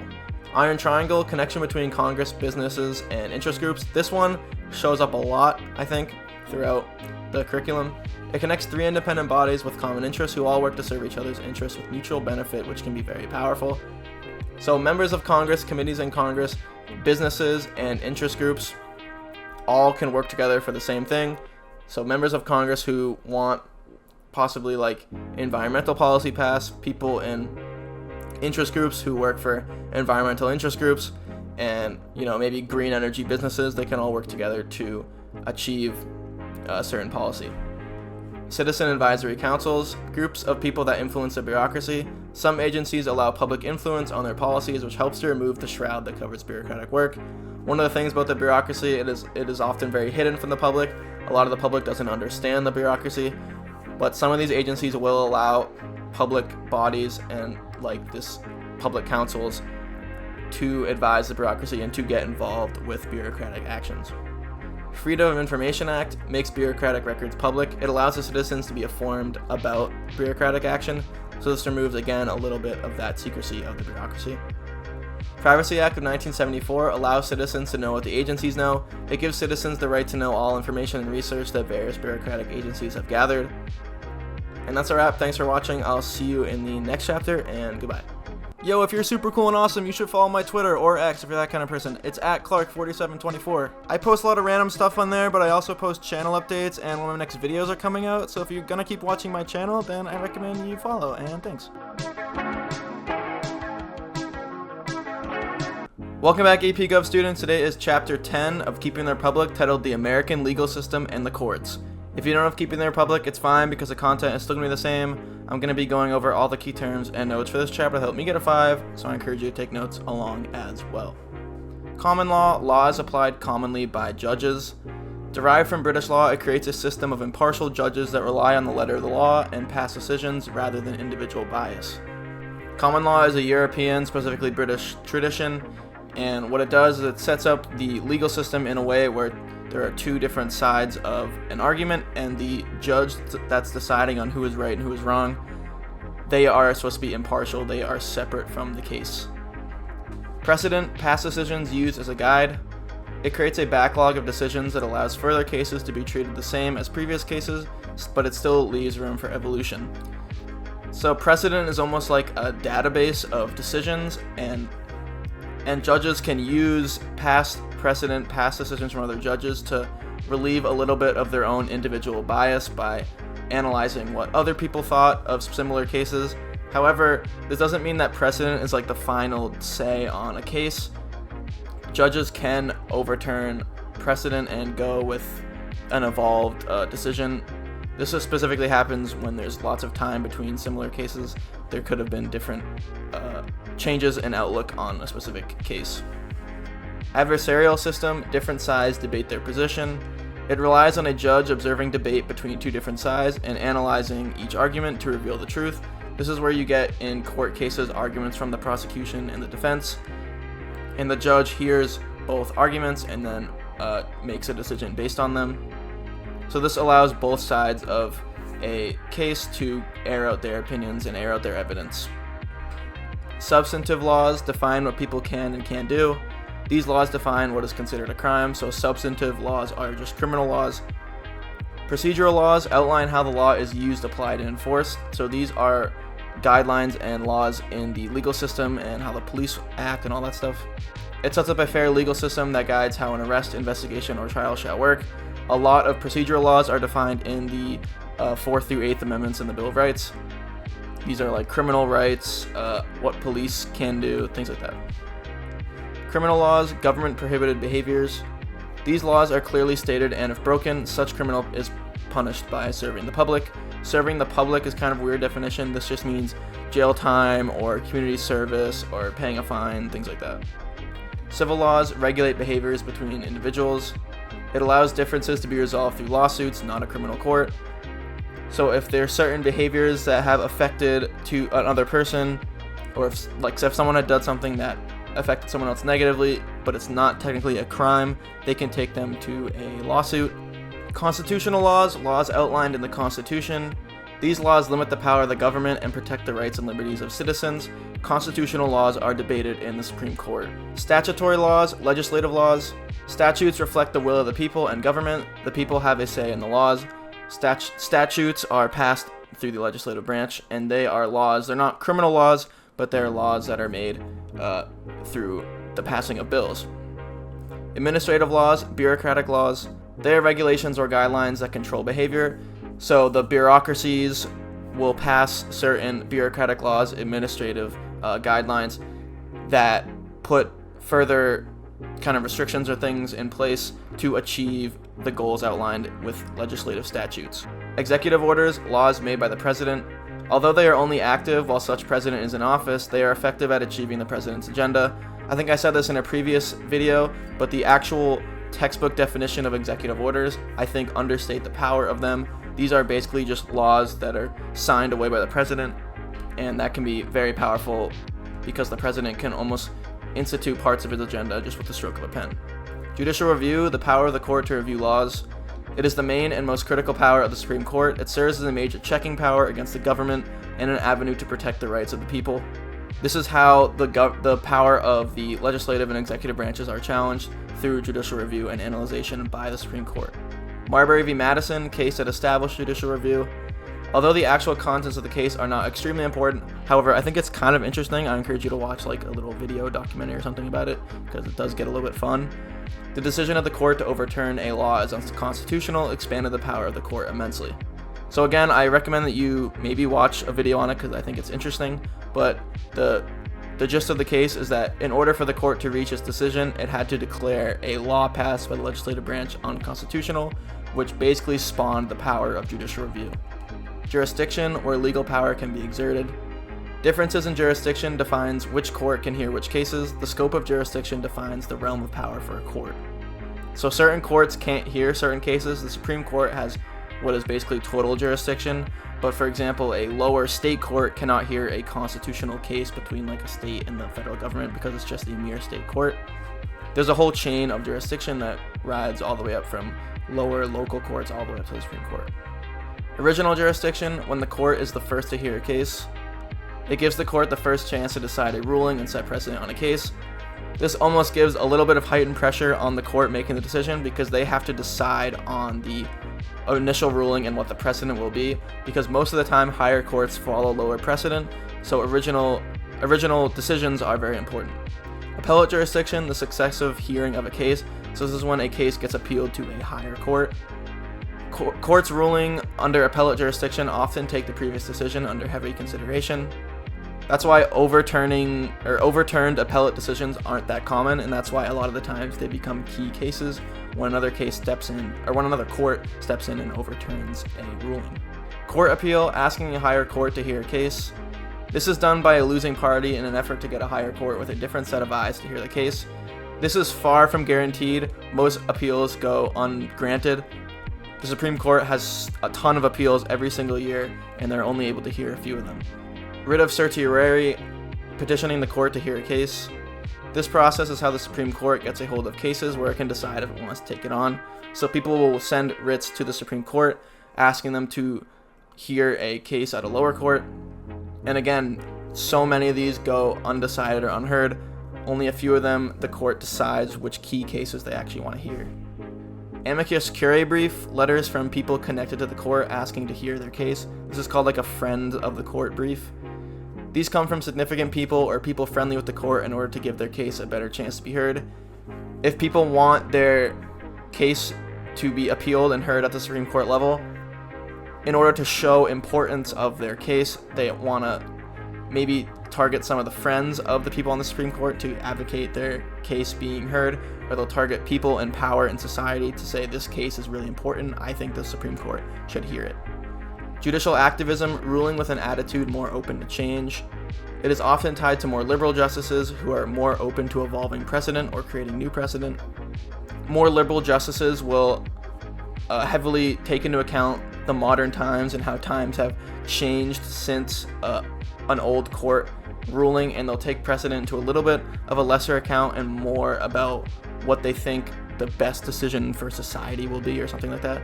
And this can be very powerful because in order to get bad precedent overturned, you need people who are judicial activists. Judicial restraint, ruling with an attitude more restrictive to change. It is often tied to more conservative justices who are less open to evolving precedent. They rely more heavily on previous decisions. This allows precedent and more previous decisions to be taken into account, which can often balance out biases that justices may hear. And when you hear conservatism, when you hear traditional values, not being super open to changing precedent is one of the ways conservative justices will uphold traditional values. Concurring opinion, alternative yet supporting opinion. It provides an alternative perspective to the majority opinion, which can open up the official ruling to other interpretations. So some justices will try to expand the majority ruling to include more things or include an alternative reason why the majority opinion is right. Dissenting opinion, disagreeing opinion. It provides an opposite perspective on the ruling, explaining how the people who reject the majority opinion feel. Dissenting opinions can be very influential when it comes to overturning a case or appealing a case. Oftentimes, justices who are looking to overturn a decision will look at the previous dissenting opinion. And that's a wrap. Thanks for watching. I'll see you in the next chapter, and goodbye. Yo, if you're super cool and awesome, you should follow my Twitter or X if you're that kind of person. It's at Clark4724. I post a lot of random stuff on there, but I also post channel updates, and when my next videos are coming out. So if you're gonna keep watching my channel, then I recommend you follow, and thanks. Welcome back, AP GOV students. Today is chapter 11 of Keeping the Republic, titled Public Opinion. If you don't have Keeping the Republic, it's fine because the content is still going to be the same. I'm going to be going over all the key terms and notes for this chapter that helped me get a 5, so I encourage you to take notes along as well. Political socialization, the process by which beliefs, values, and political attachments are developed. This is also a little bit of like a sociology term. The process begins at a very early age, where founding institutions like family, school, and religion play the most important role. This is one of the reasons why most people adopt the political values of their family or their community, is because they play the most important role at like not brainwashing them, but just influencing them as a kid. Patriotism, being devoted to one's country. It is a value often attributed to Americans, as it is a common value for most people, not only for their country, but for their community as well. I think it's kind of a funny phenomenon in America, no matter how divided the country is. If anybody from outside of America tries to criticize the United States, people will come together as just their natural devotion to their country. Spiral of silence, unwillingness to express unpopular opinions. It creates a society where the status quo is consistently supported without open avenues for different opinions. It's just the way that people work, is that they are shy most of the time about airing out opinions that they feel are unpopular in the community, and that's part of political socialization. You adopt the views of people around you because you might be afraid to differ. Political generations, groups of people that are shaped by key events. The outbreak of certain events and how they affect society can lead entire generations of people to take similar political perspectives on issues. So you can imagine how the Great Depression might have influenced people's views on economic policy, how the Cold War might have influenced people's views on foreign policy, and maybe most recently, like 9/11, how people feel about national security. And then it's kind of has to be seen later how the COVID generation feels about maybe things like government power, government overreach, things like that. Partisan sorting, people separate themselves based on political party. It serves as both a positive and negative, uniting groups of people around a common view while also dividing people along party lines. People's shared values and how they decide like who their friends are and who their like family members are, things like that. Shared values have a very high tie-in with political views, and that's why partisan sorting happens. So it's good in uniting people based on, common shared values, but it also separates people based on political values and not essentially like core life values. Sample bias, when samples are not representative of the population. It results in polls or surveys that are not accurate and should not be used to define the public viewpoint or predict political outcomes. Random samples, samples that accurately represent the population. If you were in stats class, you would know what all this sample stuff means. The scientific methods used to achieve random samples allow polls and survey results to be used to define the public viewpoint and try to predict political outcomes. So if a surveyor or pollster achieves a sample that is as closely representative of the average population as possible, they can use that poll to make predictions about like elections and viewpoints, things like that. Non-response bias, when some people don't answer a poll. Since pollsters can't force people to answer questions, results of polls often miss a large group of people that the surveyors wanted answers from. If you think about it, mostly people who are like older and elderly, they don't really want to answer their phones or answer random people calling them on their phones. So like phone polls or text polls or website polls, they often miss a large part of like the older population. Benchmark polls provide baseline information. These are often used before the start of an election cycle to measure where the public stands before a race. Tracking polls, I think these polls are like the most useful and the most beneficial towards like news media stuff. They show changes during an election cycle.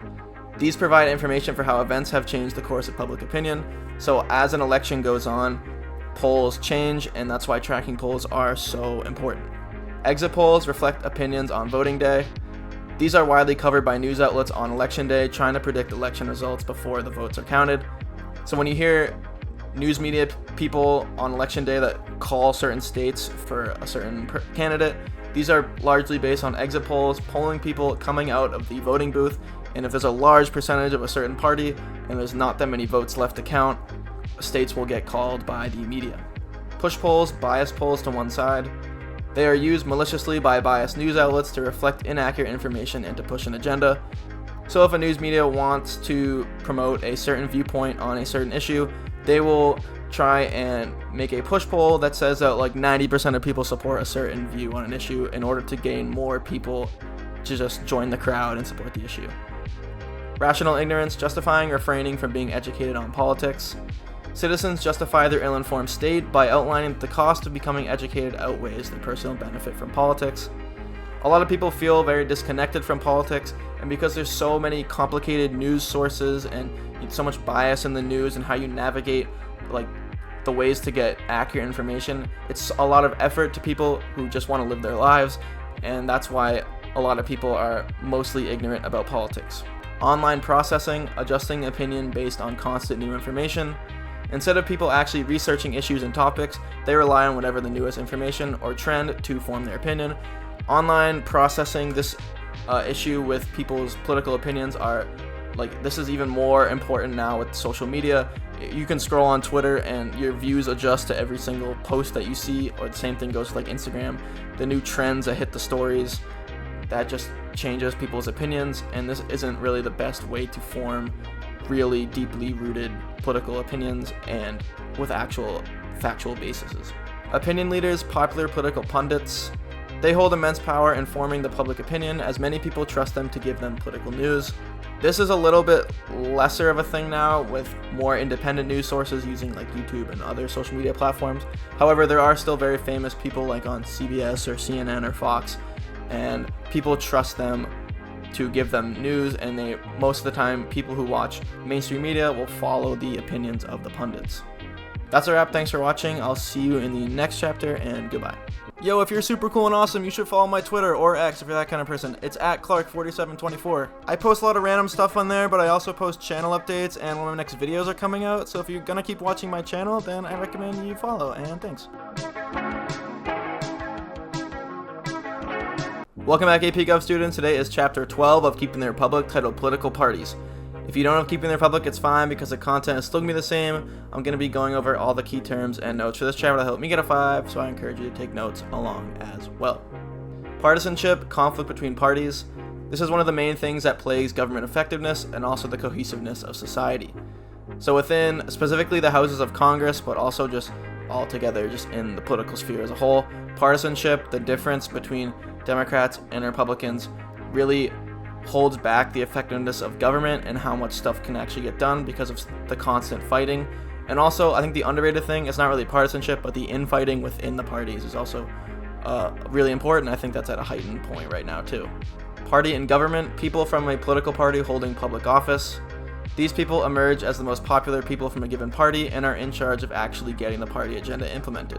So the people from each party that win their elections, they become the party members in government, and they have a heightened responsibility now to push their party's agenda. Party base, staunch supporters. These people are relied upon as being consistent supporters and possible donors to the party. The party base plays a large role in primaries when people have to actually choose their candidate. The candidates running in the party primaries want to appeal to the base to get their support, and then they can worry about crossing the aisle later once they win the primary. Party platforms, the positions that the party takes on various issues. Members of the political party are expected to fall in line with the platform, and members in government try to push the agenda. Before an election cycle, political parties will put out their party agenda, and it just defines what the issues for the party are, the top issues, and what their views on each one of the issues. Party activists, members who do the most for their party. These people are often the most extreme members and tend to not accurately reflect the attitudes of most of the party. These are the ones doing on-the-ground work for the party, the ones out at marches, the ones doing rallies. This is one of the reasons why the media likes to capitalize on opposing party rallies, is because you'll often find the craziest supporters at the rallies and at the marches to interview and get sound bites and things like that. Party machines, systems in place that influence voters at smaller levels. There is structured on-the-ground work at the local level done by parties to influence voters. These are the people who are active in the community, pushing their party onto people. Not like in a malicious way, but just in a way to get people involved with the party and get people involved in politics. Party primaries, elections within primaries to decide candidates. These elections give party members influence over who from the party will run for office. This is a big thing with obviously just the presidential elections. Party members want to select their best candidate to run on the national stage in order to give themselves the best chance to win. Critical elections, elections that start new party eras. These elections signal the shift of populations from one party to another, or even the creation of new dominant parties. Certain elections that are supposed to be critical or not are often contested. The ones that are a lot older become the more obvious critical elections. There are some debate now whether the 2016 election was critical, the 2020 election, the upcoming 2024 election, will it be the critical election or not? It's hard to say, but these elections become landmarks in American history. I think critical elections are a big thing, like APUSH, recognizing where certain eras start with certain presidencies. Electioneering, recruiting candidates and nominating them for election, is a long process that rigorously analyzes potential candidates in order for parties to be confident that they have the best chance to win. Parties want to select the best candidates because they want to have the best chance to win elections. There's actually an interesting thing with the Republican Party. The reason why they have lost so many primaries recently when a lot of the polls were showing that they were going to win is because they hadn't been doing the best electioneering. They were picking bad candidates to run, and that's why they were losing elections that everyone thought they would win. Closed primaries, primaries open to just party members. These primaries get results for who people in the party want, but do not get potential valuable information from independents. So the closed primaries are pretty good in targeting what the base of the party wants, who their candidate should be, but it doesn't really get the best information for who would be the best candidate on the national stage because you don't get the independents or cross-party people from voting. Open primaries, primaries open to anyone. They gather information from potential independent or cross-party voters, but can possibly be sabotaged from people who ultimately not vote for the candidate. This is a big problem in the recent primaries. There are many things about how Democratic voters were going into the primaries and voting for Nikki Haley, kind of inflating her numbers. I don't really think there's too much merit in that, but it is a thing that can happen. Nominating convention, where delegates pick the party candidate. This is often a big unifying event for a party where the leading candidate and platform is set in motion. So you have the Republican National Convention and the Democratic National Convention, and delegates will vote based on the primary results who the candidate will be. These are pretty much always made into just big political spectacles for the party. They'll have speeches and famous people who support the party to give speeches and rallies and things like that. Soft money, funds from donors and contributors. This money can be used in almost any way the party sees fit. However, government regulations play a role. So the money can't be used for everything or just can't come from anywhere, but there is a problem with soft money that it's not regulated enough. Party discipline, remaining loyal to one's party. Historically, and especially now, American politics has lacked discipline. A lot of party members will go rogue. That was one of the problems with Trump in the 2016 election, is that he wasn't a traditional Republican, and he kind of differentiated from a lot of the other Republican candidates and the Republican platform. The Trump reign has always been kind of the thing where the Republican Party doesn't really have a platform, it's just the Trump platform. And that's a wrap. Thanks for watching. I'll see you in the next chapter, and goodbye. Yo, if you're super cool and awesome, you should follow my Twitter or X if you're that kind of person. It's at Clark4724. I post a lot of random stuff on there, but I also post channel updates and when my next videos are coming out. So if you're gonna keep watching my channel, then I recommend you follow, and thanks. Welcome back, AP Gov students. Today is chapter 13 of Keeping the Republic, titled Interest Groups. If you don't have Keeping the Republic, it's fine because the content is still gonna be the same. I'm gonna be going over all the key terms and notes for this chapter to help me get a 5. So I encourage you to take notes along as well. Collective action problem, problems that surround a collective good. They serve as the basis for how interest groups are formed. So the reason why interest groups pop up is because they rally around a certain issue, and this issue most likely affects a lot of people because that is the best way for the interest groups to gain a lot of attention and a lot of members. Free riders, people who benefit from problems being solved without contributing. These people plague interest groups that surround large issues. People can reap the benefits without helping the interest group. So essentially, if the issue the interest group is targeting is a very broad and large issue, people don't necessarily have to participate in the interest group or try to get things done to reap the benefits when the interest group is successful. And this is a natural problem for interest groups that challenges the groups to put out more incentives to get people to join other than just having the issue be solved successfully. Selective incentives, benefits for membership. This system is the main way for interest groups to attract members, donors, and contributors. Again, this is how interest groups attract members and solve the free rider problem. Material benefits, tangible rewards. They provide physical items that keep people involved in the interest group. This isn't money, because then it would just be like basically being an employee, but it gives people like stickers and like bumper stickers, signs, tokens, medals, whatever it is, to allow the member of the interest group to have an item that signifies their membership. Solidary benefits, natural enjoyment and experience in participating like in the group and in politics. Interest groups want to keep their members active and involved in order to retain their support. So interest group leaders want to encourage their members to do things, participate, and they want to make members feel like they are helpful and they are participating in a positive way. Expressive benefits, the mental rewards for committing to values. Interest groups provide an opportunity for people to actively fight for their values and beliefs. For people who want to be politically active, an interest group is a very easy way to do so. And being involved in any sort of group is almost like a natural ego boost for anybody who wants to be involved in society and do things to help their community. Lobbying, influencing politicians to do things, this is what interest groups do. This is one of the main functions of interest groups. Lobbying has evolved into a large network of institutions, all aiming to influence government. So lobbying, like talking to politicians and trying to influence them, isn't actually like any type of casual thing. There are whole lobbying networks and lobbying institutions that help interest groups lobby in the most effective ways. There's all sorts of like psychology behind lobbying and how to set up meetings in a successful way. How do you get a politician to actually do something for you? It's actually quite complicated. Economic interest groups want to economically benefit from political action. They involve mostly corporations and business associations, which can be very powerful. These economic groups often have access to the most resources, or at least more resources compared to other type of interest groups, because they are backed by businesses and corporations with large amounts of money. Equal opportunity interest groups, groups tailored to civil rights issues. They advocate for moral issues, which can be incredibly effective in getting people involved. These interest groups fight things like racism, gender inequality, homophobia, things like that. Public interest groups try to benefit the entire populace. They surround larger issues that are not only beneficial to their members. The most popular and notable type of interest groups are public interest groups. The only ones you're really going to encounter in the AP Gov textbooks, whatever you're reading, if it's keeping the Republic or something else, are public interest groups, because those are the ones that really matter the most. Government interest groups represent smaller or foreign governments. They help other governments try to influence the national government to better relations or give resources.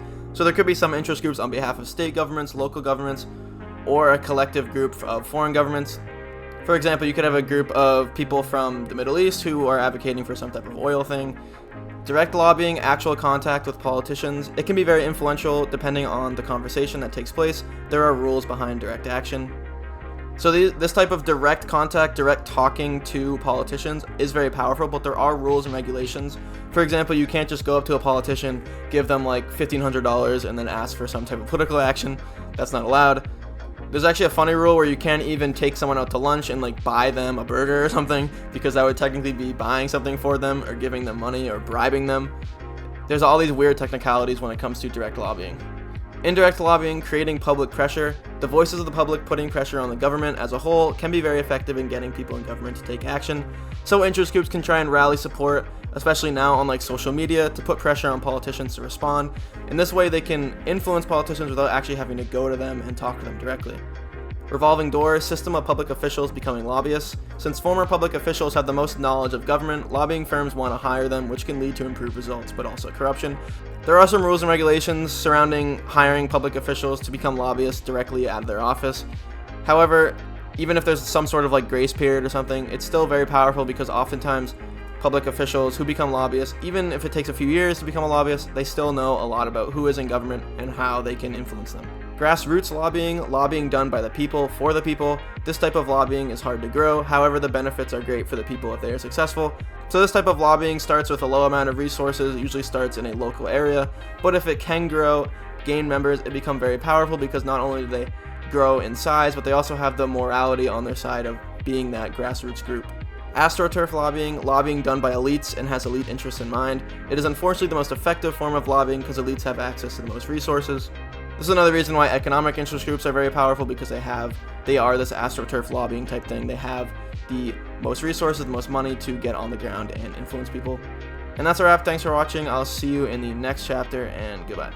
Yo, if you're super cool and awesome, you should follow my Twitter or X if you're that kind of person. It's at Clark4724. I post a lot of random stuff on there, but I also post channel updates, and when my next videos are coming out. So if you're gonna keep watching my channel, then I recommend you follow, and thanks. Welcome back, AP Gov students. Today is Chapter 14 of Keeping the Republic, titled Voting, Campaigns, and Elections. If you don't have Keeping the Republic, it's fine because the content is still going to be the same. I'm going to be going over all the key terms and notes for this chapter to help me get a 5, so I encourage you to take notes along as well. Electoral College, group of electors that votes for the president. Although controversial, it almost always reflects the popular will of the people on a state-by-state basis.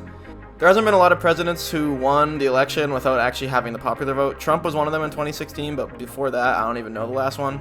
There's a lot of talk always about the Electoral College being abolished, but I don't think it's ever going to go away. I still think it's a fairly good system for making sure that every state has a somewhat equal say on who the president will become. Political efficacy, trust in the ability to influence government as a citizen. It is one of the main functions of elections. Participation in elections and confidence in doing so is critical to a democracy. Maintaining political efficacy among society is the only way a democracy can really function, because you have to have a people that believes that they can participate in government, and that when they participate in government it actually matters. This is one of the reasons why election processes are so important, because it helps to maintain political efficacy. Voting Rights Act of 1965 nationalized certain voting practices. It was critical to eradicating unjust voting practices in states, specifically practices that affect African Americans. This was a way of standardizing certain voting rights practices, even though technically elections are still on a state-by-state basis. This was done in order to curb the racism that was specifically done in the South. Voter mobilization, getting people to vote. It is mainly done by politicians and political parties to get as many of their supporters to come out and vote. One of the biggest issues for parties, especially in an age now where a lot of young people don't really participate in politics, is just getting people to vote. It's not even about influencing swing voters or trying to maintain their base. It's just about getting people actually out to vote, because numbers matter. Prospective voting, voting based on wariness of future effects. It is a complicated intellectual way of viewing candidates. It challenges someone to envision the future with a certain candidate.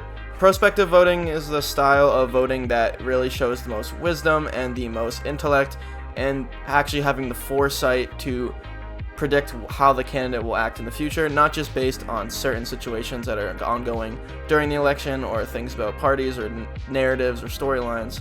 Retrospective voting, voting based on the current state of the country. It is the most common outlook on evaluating candidates.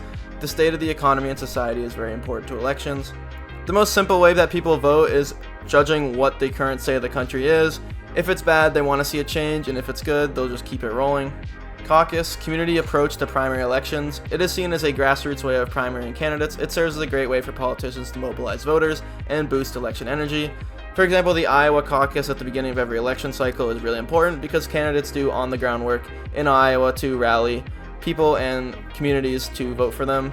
It's kind of hard to explain exactly how a caucus functions, but in order to explain the community aspect of it, a lot of the debating and politician analyzing, I guess, is done in community rooms. There's lots of people from different townships that band together in, for example, like an auditorium or like a convention hall, and they battle out who the community should vote for and why the people should vote a certain way. It's just a way for the community to get politically active and hash out political arguments, and ultimately a way of primarying candidates.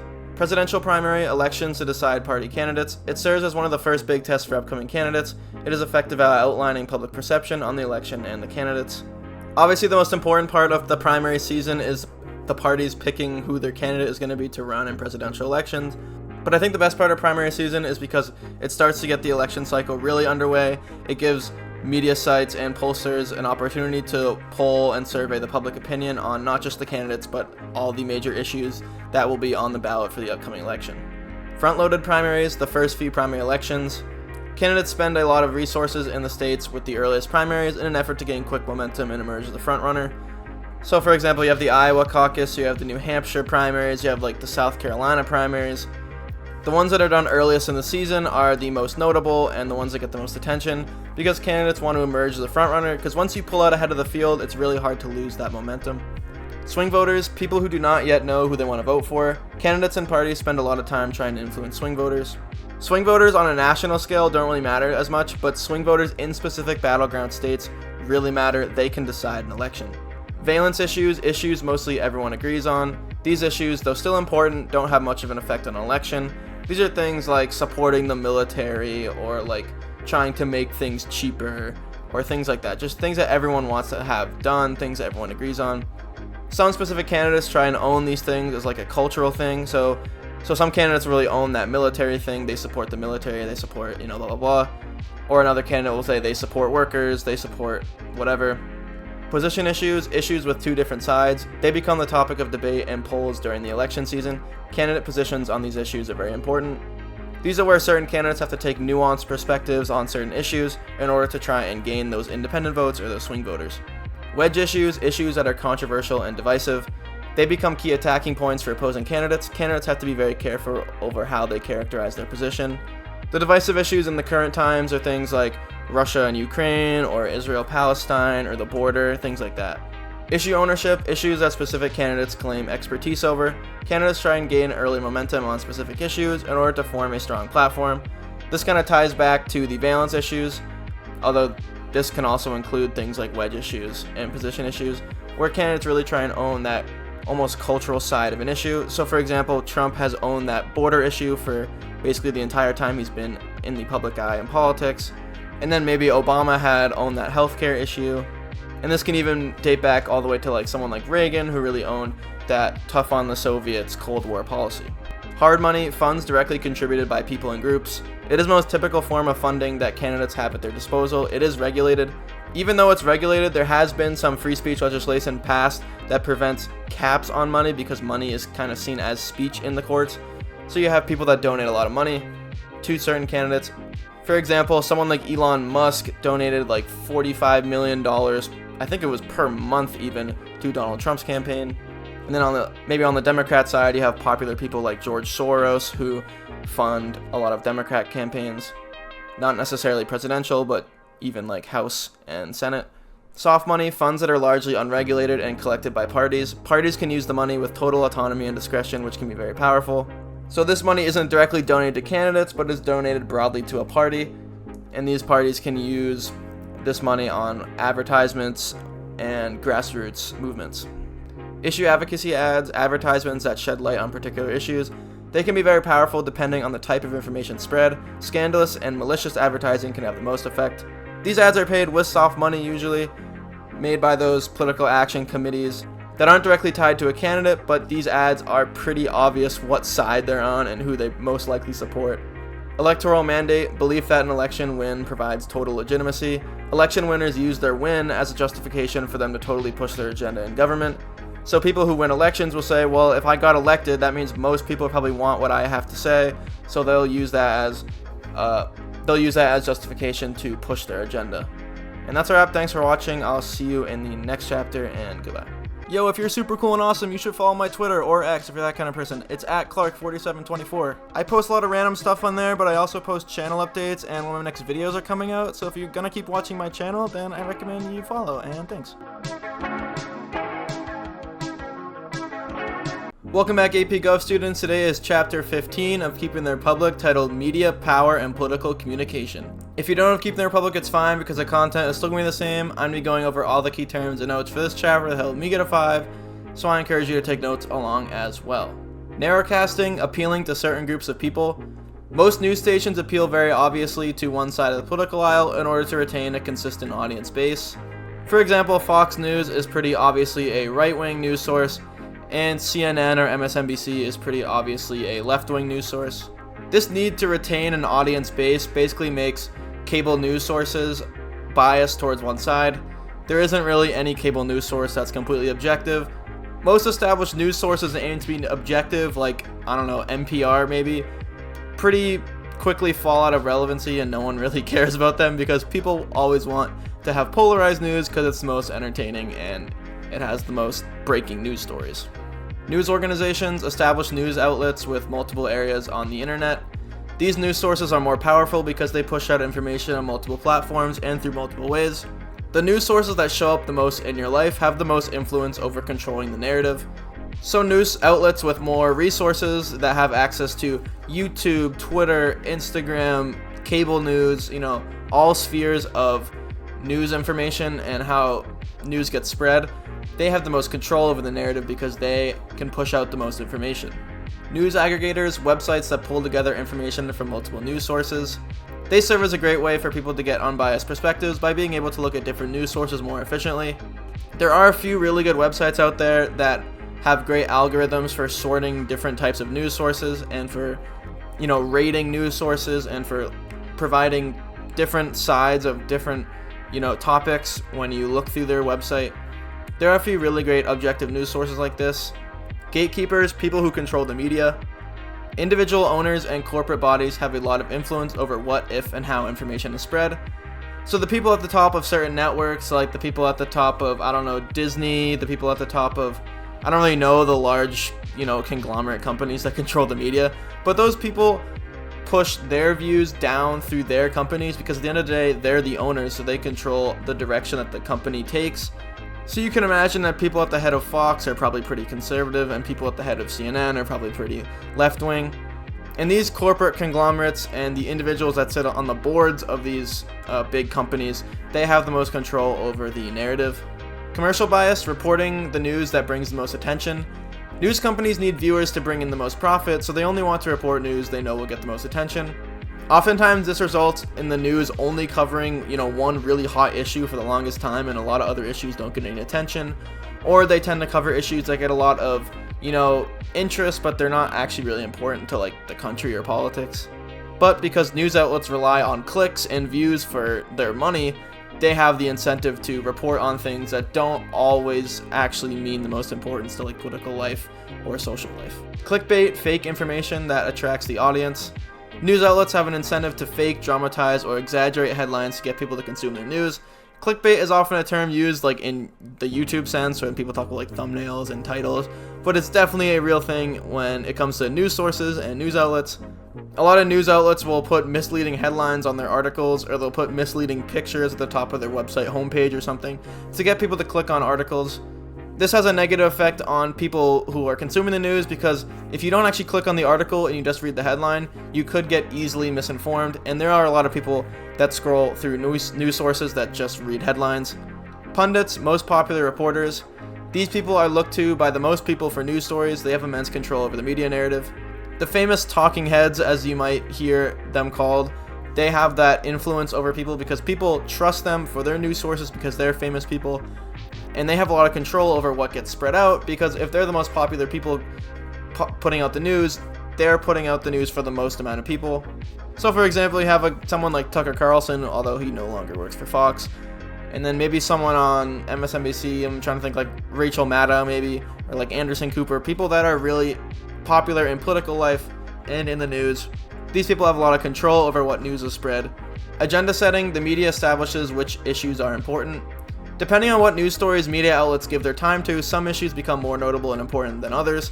So if news sources are constantly covering one specific issue or they're putting a lot of attention towards one issue, naturally the people watching the news will put importance on that issue too.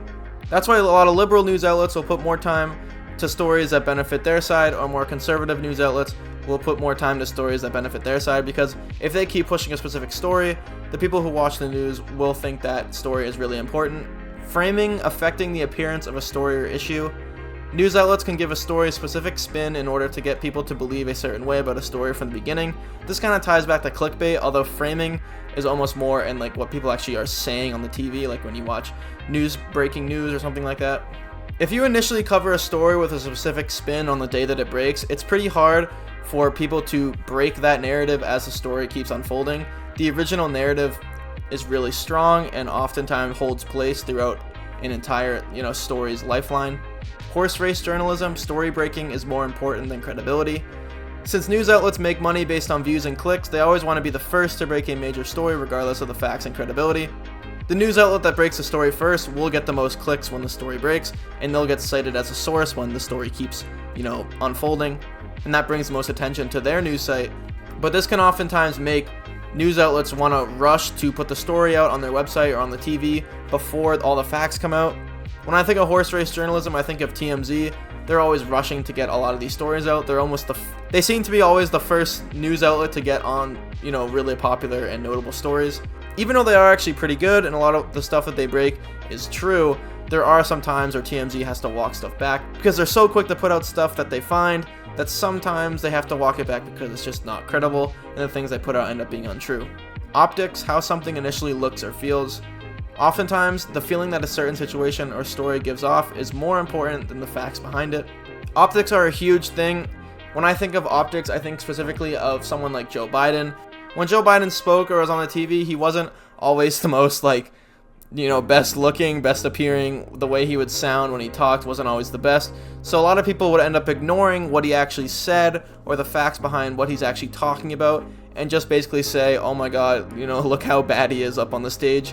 Whatever he's saying must also be bad. And this can also be the same way with someone like Trump. Trump comes off as really rough and really angry sometimes, and a lot of people will ignore what he's actually saying just because the optics of him just being up on that stage and talking a lot of the time is really bad. And that's why optics are really important. Sound bites, clips of people talking. Small quotes can be heavily manipulated by the news media. They are often scrutinized by media outlets more than specific facts. A lot of times when you watch cable news shows, most of the stuff they put on the screen are just quotes, and most of the videos they play are just little sound bites of politicians. Not a lot of what they actually report on is real facts, real on-the-ground stuff, and that's why sound bites play a large role in the news and why they're often spun and swayed to certain ways. Feeding frenzies, issues that attract a lot of attention. These stories can become overblown and overcovered, hurting the credibility of the story and blinding people from more important issues.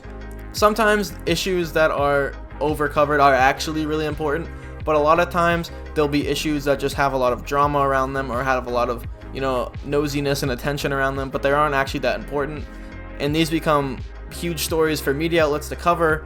However, if a feeding frenzy just continues for the longest time, stories that really matter can just get ignored. Selective perception, only watching what one agrees with. Most people practice selective perception, leading to people establishing media echo chambers around themselves, not taking in a wide variety of viewpoints.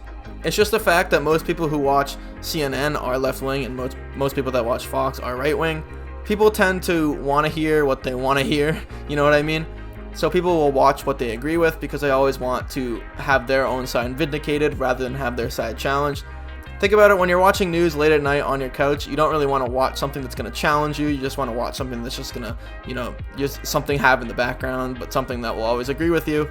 That's why, from what I said earlier, news aggregators are so important because they actually make people get their views challenged when they read the news.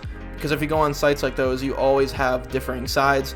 Permanent campaign, politicians always exhibit campaign behavior. In order to appeal to the media, politicians are always doing typical campaign behaviors, even when not in an election cycle.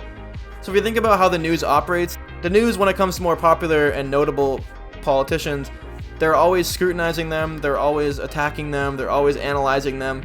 A part of a politician's everyday life is refuting bad claims made about them and always arguing for their side and why they are a good person to be in office. And even though they aren't technically campaigning when they say that stuff, they basically are. There are campaign behaviors. So because the media is so nosy almost, and they're always attacking and looking for weaknesses in politicians are almost always arguing for them, and they're almost always campaigning even when they're not in an election cycle. News management, influencing and spinning the media to one side. A politician and their staff do a lot of work to make sure news outlets are being favorable to them. A politician's staff is always doing PR stuff, and they're always trying to manage the media, and they're always doing damage control when a politician messes up. A huge part of a politician's staff is making sure their image stays favorable, and this has a lot to do with how the media covers them. Trial balloon, leak stories that show how the public will react to certain issues. Some politicians or people in government will intentionally leak information. The reason why I'm in the quotes is because leak is fake. They just intentionally do it in order to see how the public will react to a certain action. What I remember the most when it comes to trial balloon is the Roe v. Wade case. There was a leak that came out that spread the court decision to overturn Roe v. Wade well before they actually decided on the case and it went public. And it came out pretty soon after that it was most likely that this leak was intentionally done by someone in the office just to get an assessment of the public's reaction to the overturning of the case before the court actually did it. Political accountability, politicians taking responsibility for their actions. Because a lot of the media is about storytelling, politicians spend more time attacking media outlets and how they cover stories rather than taking responsibility for the events actually being reported. When I think of this, I think of someone like Trump. Trump constantly accuses the news of being fake and accuses certain reporters of having a bad agenda towards him. And this is just an example of the declining political accountability because of the expanding news. Because the news has so much power over how people view politicians, politicians will spend a lot of time attacking the news and how they're covering them rather than what they're actually saying and refuting the facts that they're actually reporting. Citizen journalism, people conduct independent news every day. In the modern age, citizen journalism is incredibly empowered due to the popularization of social media sites and the internet as a whole. This kind of whole started with Drudge Report, I guess, when the internet first started, where it was just a guy reporting news on a website. And now with sites like Twitter and Instagram, people are entitled to spread videos and facts and things that they discovered, whenever they want. They don't have to be part of like a cable news network to spread the news. They can just tweet it out and people know, and it can become a story. And that is actually an incredibly good thing because it expands the right to free speech and free press. And that's a wrap. Thanks for watching. I'll see you in the next chapter, and goodbye. Yo, if you're super cool and awesome, you should follow my Twitter, or X if you're that kind of person. It's at Clark4724. I post a lot of random stuff on there, but I also post channel updates, and when my next videos are coming out, so if you're gonna keep watching my channel, then I recommend you follow, and thanks. Welcome back, AP Gov students. Today is Chapter 16 of Keeping the Republic, titled Social and Environmental Policy. If you don't have Keeping the Republic, it's fine because the content is still going to be the same. I'm going to be going over all the key terms and notes for this chapter to help me get a 5, so I encourage you to take notes along as well. Redistributive policies, they shift resources from rich to poor. They are almost always monetary policies. They are very progressive and controversial.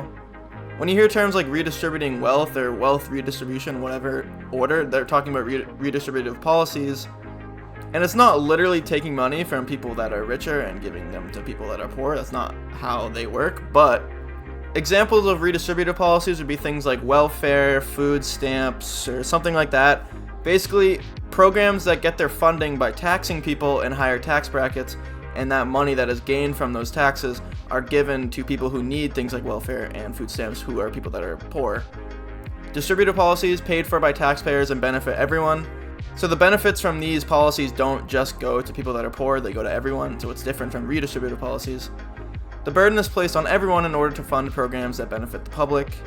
An example of these would be programs that spend money on like infrastructure, because that money is gained from tax money, but it benefits everyone because everyone uses roads and highways and things like that. It's not just for people that are poor. So they are distributive policies because the benefits go to everybody. Regulatory policies restrict the behavior of certain groups. They are most commonly used to control business practices. They can be controversial because many are viewed as unnecessary and people generally don't want to listen to the government. These are done by big bureaucratic organizations. There are a lot of different 3-letter agencies, they might be called, that are meant to regulate businesses. But the reason they are controversial is because most businesses believe that their practices are the best and they don't want to necessarily listen to the government and they don't want to do what the government wants them to do. When you hear things from politicians talking about deregulation, this is in reference to business regulatory policies, because some politicians believe that if you take away some of the unnecessary regulations, that businesses would be more free and that would make business practice better, not worse. There's a lot of arguments for whether a lot of business regulation is good or bad, and it has to do with consumer versus business debate. Triggering event that rallies interest in a certain policy. These events play an important role in getting policies implemented, as policies need momentum and interest to get passed. I think a good example of this would be like 9/11 with the USA Patriot Act. The sheer scope of intelligence and like spying that can now be done because of the USA Patriot Act probably never would have passed unless there was a massive threat to national security like 9/11. If that never happened, I don't think people would have seen the importance of passing something like the USA Patriot Act, and it might have been seen as a massive government overreach. But when you have the threat of a terrorist attack or another terrorist attack after 9/11, a lot of people got on board with the USA Patriot Act that I doubt would have without a big triggering event like 9/11. Social policies aim to improve the lives of citizens. These policies help the general public. The main goal of these policies is to aid on the economic side. Pretty much everything can be framed as a social policy, but what this is really referencing is like the programs, the public programs that are done to help aid people, specifically poor people. That's why a lot of social policy is social spending policy. Social welfare policies provide for poor people.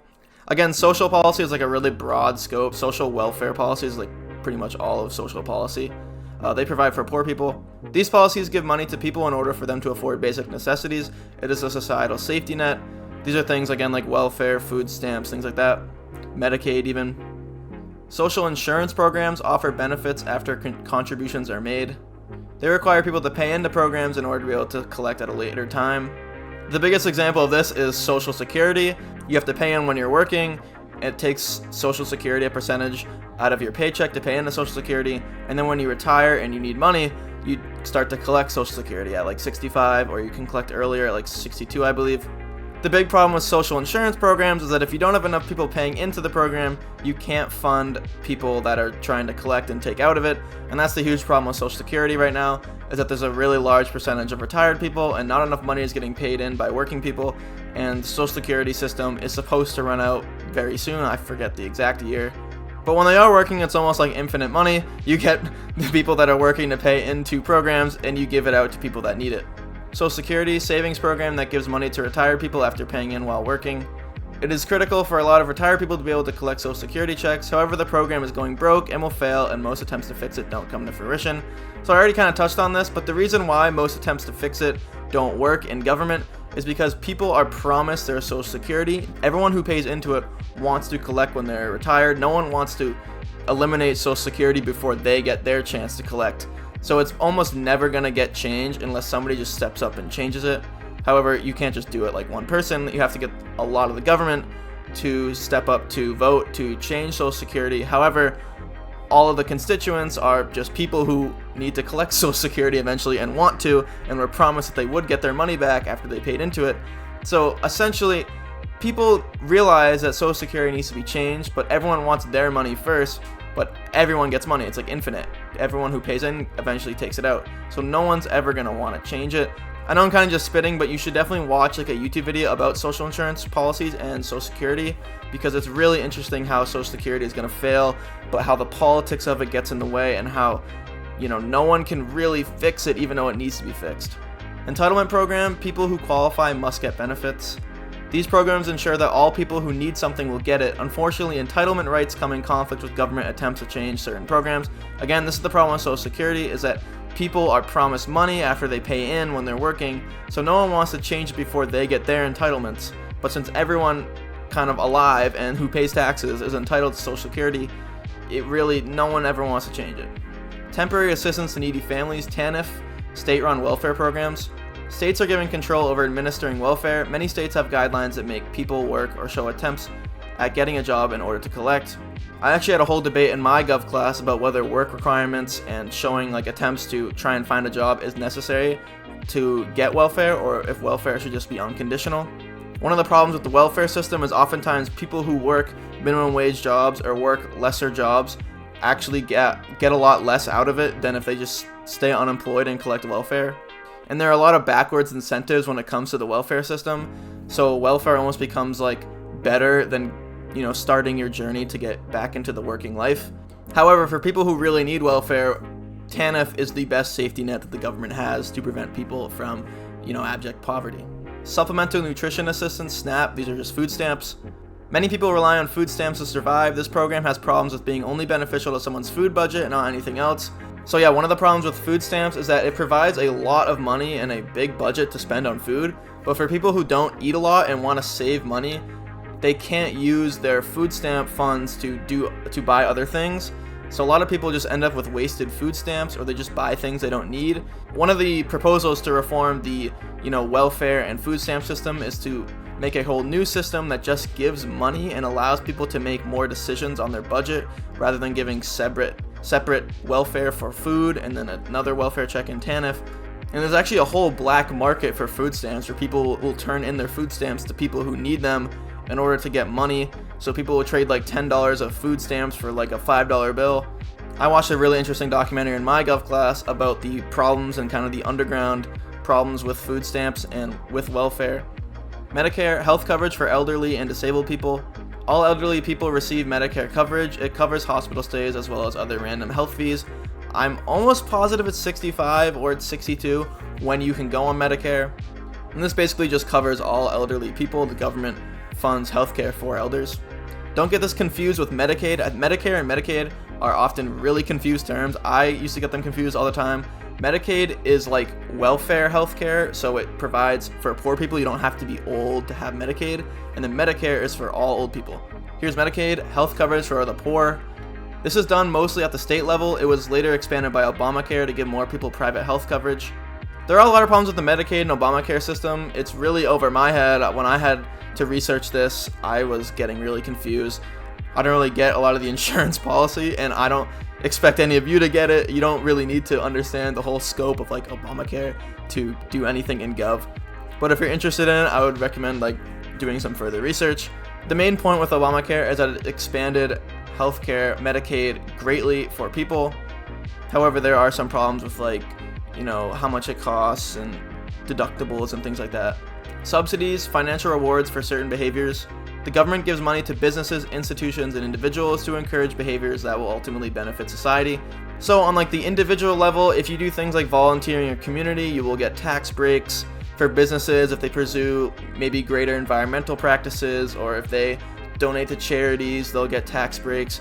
And institutions like colleges and universities, if they expand, their university research or something like that, they can even get tax breaks. So if you listen to all my examples, subsidies mainly come in the form of just tax breaks, but there are all sorts of financial incentives to individuals, institutions, and businesses.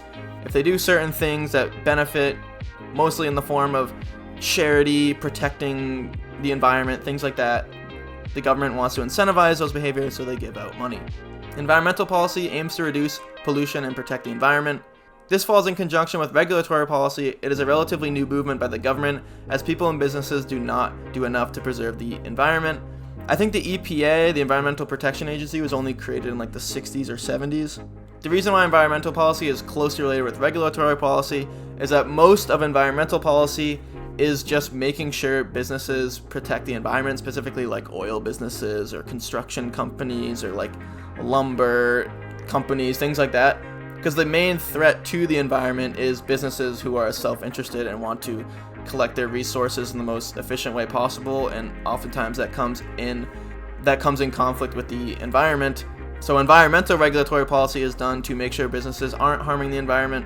However, the broader scope of environmental policy is a lot of it's done by local and state governments to make sure they're complying with like water stuff and making sure they're not polluting the ground. Clean Air Act sets air quality standards through the EPA. It is one of the many guidelines pushed by the Environmental Protection Agency. Again, this was only created in, I believe, 1970. However, the EPA is incredibly influential, especially now with everyone being aware of climate change and things like that. And that's a wrap. Thanks for watching. I'll see you in the next chapter, and goodbye. Yo, if you're super cool and awesome, you should follow my Twitter or X if you're that kind of person. It's at Clark4724. I post a lot of random stuff on there, but I also post channel updates and when my next videos are coming out. So if you're gonna keep watching my channel, then I recommend you follow, and thanks. Welcome back, AP Gov students. Today is chapter 17 of Keeping the Republic, titled Environmental Policy. If you don't know Keeping the Republic, it's fine because the content is still going to be the same. I'm going to be going over all the key terms and notes for this chapter that helped me get a 5, so I encourage you to take notes along as well. Gross domestic product, this is just GDP, value of all goods produced in 1 year. It is the most significant and notable measurement to determine the success of a country's economy. Although GDP is the most common statistic, it's technically not the best statistic for measuring a country's economy. There are a few like totally nerded out numbers and statistics and formulas that are better than GDP to measure an economy, but those are way over the head of me and all of you and everyone else in high school. But essentially what GDP measures is just how much is being produced at all levels of the economy, the local stores, the big national companies, and it takes all that up and adds it up, and it shows how active a country's or region's economy is. And a high GDP usually shows that there is a healthy economy and that businesses are producing at an efficient rate. Overheated economy, expansion of growth that outweighs supply. This happens when there is too much economic expansion in too little time, so the demand for products outgrows what is being produced. So if there's a massive boom in the economy, consumers have a ton of money in their pockets, they want a lot of new goods, it could outweigh what is being sold, and this could lead to shortages because companies don't have enough time to produce the amount of goods that the consumers want. It all comes down to the supply and demand graph. Inflation, when prices rise to match supply and demand. This hurts the economy because the prices of all goods have to increase in order to prevent shortages. So if there's a ton of money in the consumer's hands, the demand goes way up, but when the demand goes way up, the supply has to come up, but if it can't rise enough to meet the demand, the only thing for businesses to do is raise prices a ton to limit the amount of people buying products. This is why one of the main causes of inflation is government spending, because the more checks you give to people, the more like welfare you give out and tax breaks, things like that, it puts more money in the consumer's hands, and businesses have to raise prices in order to prevent shortages. This is why a lot of the COVID policy advanced inflation in the country, because they were trying to keep the economy stimulated by putting money in the people's hands. But too much government spending was done in that time. That's why inflation rose a ton. Recession, economic slowdown. This occurs when there is a considerable decline in GDP. A good example of this would be the 2008 recession, when the housing market collapsed, the stock market collapsed, businesses weren't producing as much, the GDP dropped a ton. Depression, more prolonged and consequential recession. Everyone knows what the Great Depression was. It is an extreme economic collapse that reaches levels only observed once in American history, again, the Great Depression. This is worse than a recession because the government or businesses can't do enough to rise out of it. It becomes a prolonged economic downturn, and there's a lot of economic suffering. Unemployment rate, the percentage of the labor force that is not working but is trying to work. It is a good statistic to look at when analyzing the health of an economy. If the unemployment rate is high, businesses are not doing well, and neither are the people. Because if the unemployment rate is high and no one can find a job, that usually means that businesses are not hiring, and when businesses are not hiring, that means they're not expanding or they're not making enough money to hire more employees. So if there's a high unemployment rate, the health of businesses in the country or area are not good. And that's why unemployment rate in combination with GDP are great statistics to look at when analyzing the health of a region. Fiscal policy, the government's power to tax and spend money. All government intervention in the economy falls under fiscal policy. The government has immense resources to affect the economy with spending bills. Although fiscal policy sounds like kind of like a weird term, it is a massive umbrella term for basically everything the government does. All government spending falls under fiscal policy. Every program that the government institutes, every tax break, tax cut, all that type of stuff is just fiscal policy because they're manipulating where money is going, how much money is going to certain places. All of that is fiscal policy. Keynesianism, I think that's how you pronounce it. The government can help the economy by how much it spends. This theory states that the government should pump money into the economy in times of downturn and withhold money in times of success. So essentially what this theory states is that when the economy is in a massive downturn, it's in a massive dry spell, if you pump money into the consumer side of the economy, consumers will start spending more money, and that will help businesses because they're buying more products, and that will raise out of the downturn. And then when the economy is doing well, you can withhold money. You don't have to give money to people when the economy is doing well because the economy can just ride it out. And this will prevent inflation if you don't continue to give money to people, because they'll just use what they have and it won't rise inflation, things like that. And essentially, if you even out the times of downturn and the times of success, all the government spending and not spending will balance out and you'll end up with a balanced budget. However, this basically never happens. What really happens under Keynesianism is that the government just ends up spending a ton of money, but that's kind of just where we are as a country with the budget and the debt being massive. Monetary policy, controlling the economy through the money supply and interest rates. Manipulating interest rates controls how much money people have, which can either encourage or discourage spending and investment. So what this is the Fed, the Federal Reserve, controlling banks and their interest rates. If you raise the interest rates a ton on loans, less people will be taking out larger loans, and that stops more money from going to people, and that will curb inflation. But when the economy is in a massive downturn, you might drop the interest rates a lot, and that will encourage people to take out more loans and spend more money. Federal Reserve System, this is the Fed, commission that controls the money supply. The Fed is in charge of setting the interest rates, which is followed by banks, ultimately controlling how much money the people and banks have. I'm honestly still a little confused about how the Fed's interest rates affect and the banks always follow what the Fed is doing. However, what you essentially have to know is that somehow, some way, by certain influences, the banks listen to the Fed when the Fed sets their interest rates. I think it's partly to do because the banks borrow money from the Fed and all that stuff, so their interest rates have to follow what they're borrowing and stuff like that. But anyways, the Fed, when they set their interest rates, banks follow them, and that's how interest rates are manipulated. Supply side economics incentivizes greater investment through tax cuts. Supply side economics are typically, the goal of this theory is to increase business investment, which will lead to greater production and result in more products at lower prices for the people. This is typically tied to more conservative economic policy. What this will do is either give money to businesses or lower regulation and cut taxes for businesses. The theory is that the businesses will use this extra money to increase investment and increase production and make production more efficient. And at the end of the day, this will drop prices, and that will benefit the people as a whole.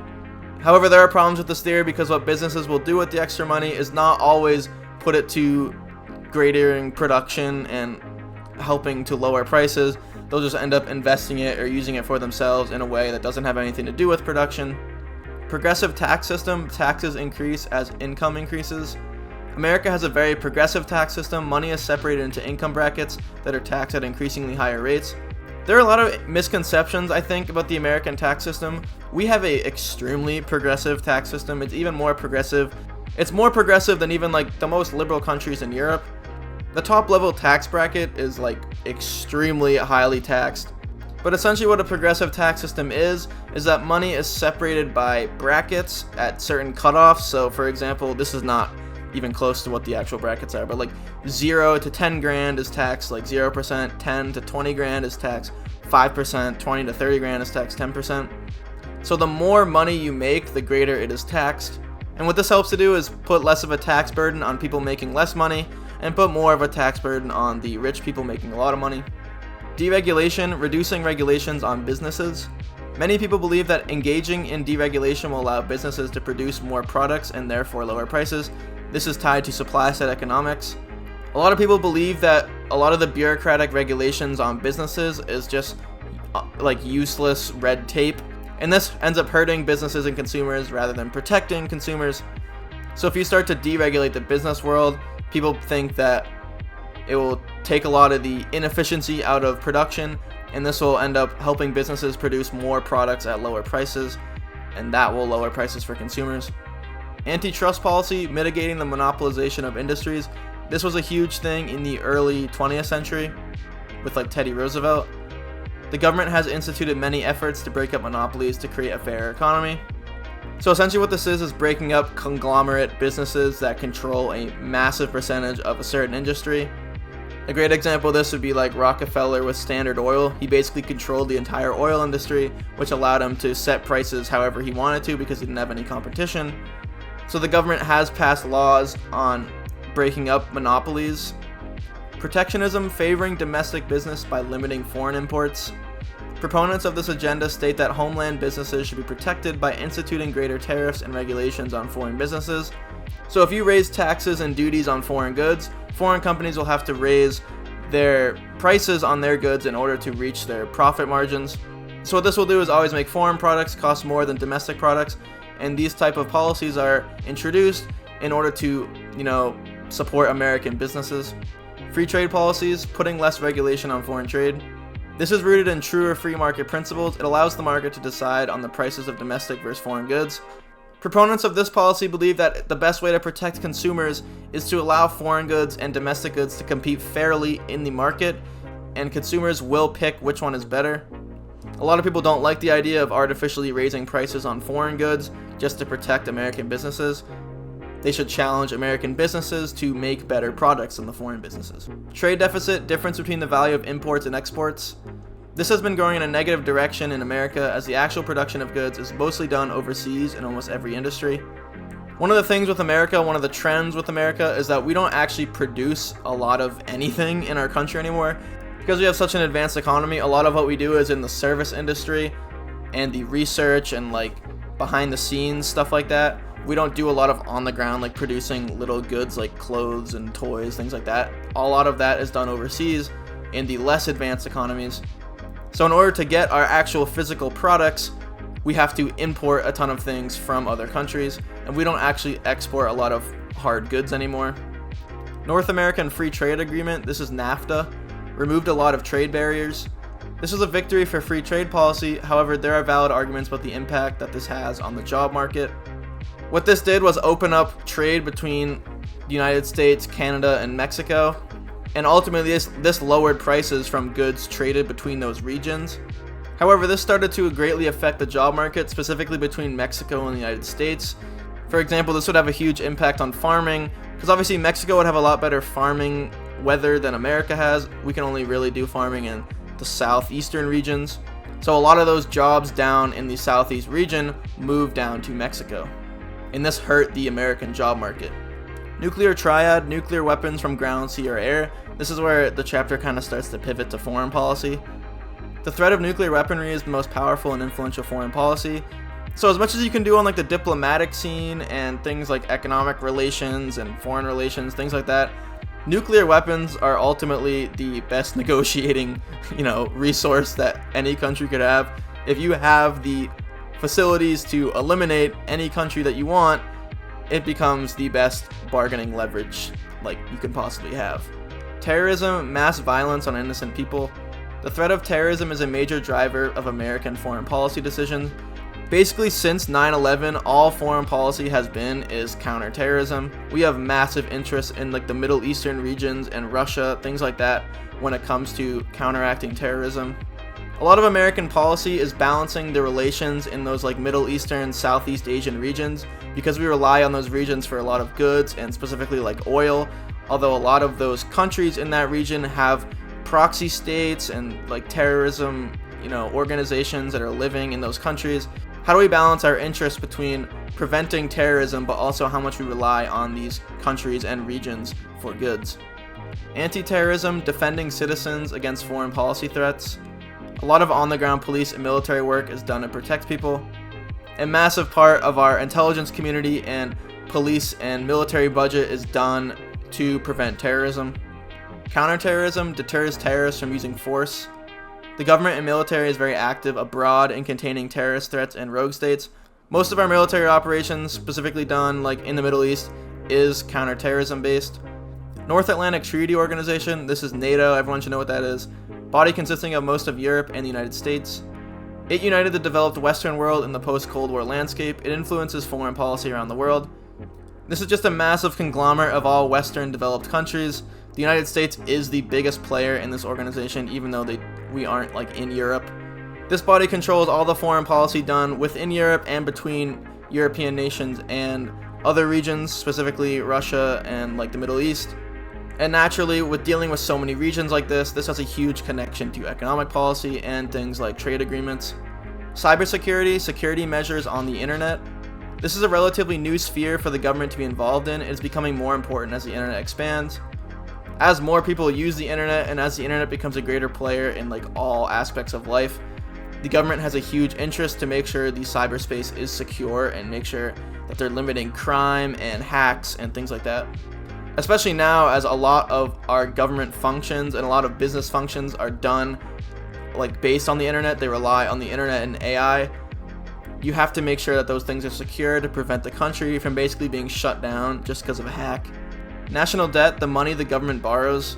The government's debt is constantly increasing with no solution in sight. The debt conversation greatly influences fiscal politics, especially around budget setting. The budget seems to be a perennial talking point in American politics, especially because it's getting to the point where it's so bad. Every president recently has increased the budget. There isn't really a good solution for limiting the national debt other than slowly reducing spending. However, reducing spending seems to always be political suicide since no one wants their programs cut. That's a wrap. Thanks for watching. I'll see you in the next chapter, and goodbye. Yo, if you're super cool and awesome, you should follow my Twitter or X if you're that kind of person. It's at Clark4724. I post a lot of random stuff on there, but I also post channel updates, and when my next videos are coming out. So if you're gonna keep watching my channel, then I recommend you follow, and thanks. Welcome back, AP Gov students. Today is Chapter 18, the last chapter of Keeping the Republic, titled Foreign Policy. If you don't have Keeping the Republic, it's fine because the content is still going to be the same. I'm going to be going over all the key terms and notes for this chapter that helped me get a 5, so I encourage you to take notes along as well. Intergovernmental organizations, groups consisting of multiple countries. Notable institutions like NATO, the UN, and OPEC set major foreign policy guidelines and define alliances. When powerful countries come together to compile their resources, they become even more powerful. A lot of these are regional based. For example, OPEC is the group of Middle Eastern countries that control the oil supply. And when these countries come together to better control their oil, it allows them to maximize their self-interests. Non-governmental organizations, groups that focus on private people in many areas. These groups are disconnected from specific governments, which give them more autonomy over their foreign policy actions. A lot of these organizations are humanitarian, medical, charity type organizations. These organizations come together, for example, to help underdeveloped countries or to provide medical assistance for places that don't have, good medical care, things like that. Multinational corporations, businesses in multiple countries. Such businesses are incredibly powerful in influencing foreign relations. They want to insert their interests into all countries involved. So these businesses are active in multiple countries' governments, and they want to influence the government to get the best of their interests. They want each country to pass policies that support their business practices. Cold War, conflict between the US and the Soviet Union. Cold War fallout is still the basic background for foreign policy today. The conflict between capitalism and communism and the differences between Western and Eastern culture define foreign policy issues. That's why I think the Cold War is so fascinating, because even the policies set today on the foreign stage are based back from the Cold War. For example, NATO is literally the organization that was created because of the fallout of World War II and the Cold War. When you examine who in the world are allies, who is at odds with each other, it all dates back to the Cold War. Crisis policy employed in emergency situations. This type of policy is often on quick notice. It can lead to the deployment of major military and medical forces. This is usually done in the case of a national emergency or a foreign emergency. Strategic policy, calculated plan towards specific issues. Major foreign policy initiatives are often targeted at a specific country, region, or problem. Strategic policies are employed when a country, for example the United States, has a specific interest towards a certain situation developing in another country. Structural defense policy focuses on defense and military spending. The amount of money allocated to the military is important. Military spending fluctuates depending on current events. One of the problems with our defense policy now is that recently we have been slightly cutting certain defense certain spending on the military. Other countries are now spending a lot more on their military, and they have larger military forces than we have now. And that hit at a really bad time, especially with the outbreak of the Ukraine and Russia and Israel, Palestine, things like that. National Security Council, this is just the NSC, advises the president. It notably consists of the Joint Chiefs of Staff, military chiefs, where the chairman advises the president on military matters. Unlike a lot of the old presidents now usually aren't expert military officers, so they rely on the NSC and the Joint Chiefs, the military chiefs, to tell them what they should do when it comes to military policy, because the president is the head of the military, although they don't always have the best knowledge on what exactly to do, so they heavily rely on top military officers to advise them. Department of State manages foreign policy matters. It represents the U.S. in meetings with other countries as well as big treaty negotiations. Even though the president is the symbol of U.S. foreign policy is conducted every day, and the president can't always be there, so the Department of State handles matters on a day-to-day basis. Department of Defense manages military and its resources. This body controls where military money is spent and what operations are conducted. The Department of Defense, like the Pentagon, is just the massive head of how our military operates. It makes basically all the decisions. Intelligence community, agencies that handle information and data. This community is ever growing in the digital age. The CIA is incredibly powerful in gathering intelligence and conducting activities overseas and at home. With the growing use of computers and the internet by foreign governments, foreign agencies, and the growing amount of cybercrime and crypto and encrypted networks, the intelligence community is really important. The intelligence community is really important in curbing the top level network of crime. Department of Homeland Security, protecting against foreign threats at home. It plays a major role in counterterrorism and protecting people from violence within the country. So Homeland Security forces are heavily employed when it comes to protecting people from potential terrorist attacks. Hegemon, dominance of one state over all other states. America as a hegemon is a key principle in the foreign policy sphere. America is the most dominant state force in the world and has the responsibility to act like it. It's just the fact that America is the most powerful. It's been this way since through the Cold War. America basically always burdens the responsibility when foreign problems arise. America seems to always involve itself in the foreign problems because they have the responsibility as the leader of the world to support other nations when it comes to crises. General Agreement on Tariffs and Trade. This is the GATT agreement. I'm like being dead ass. It's actually GATT. It's not a joke.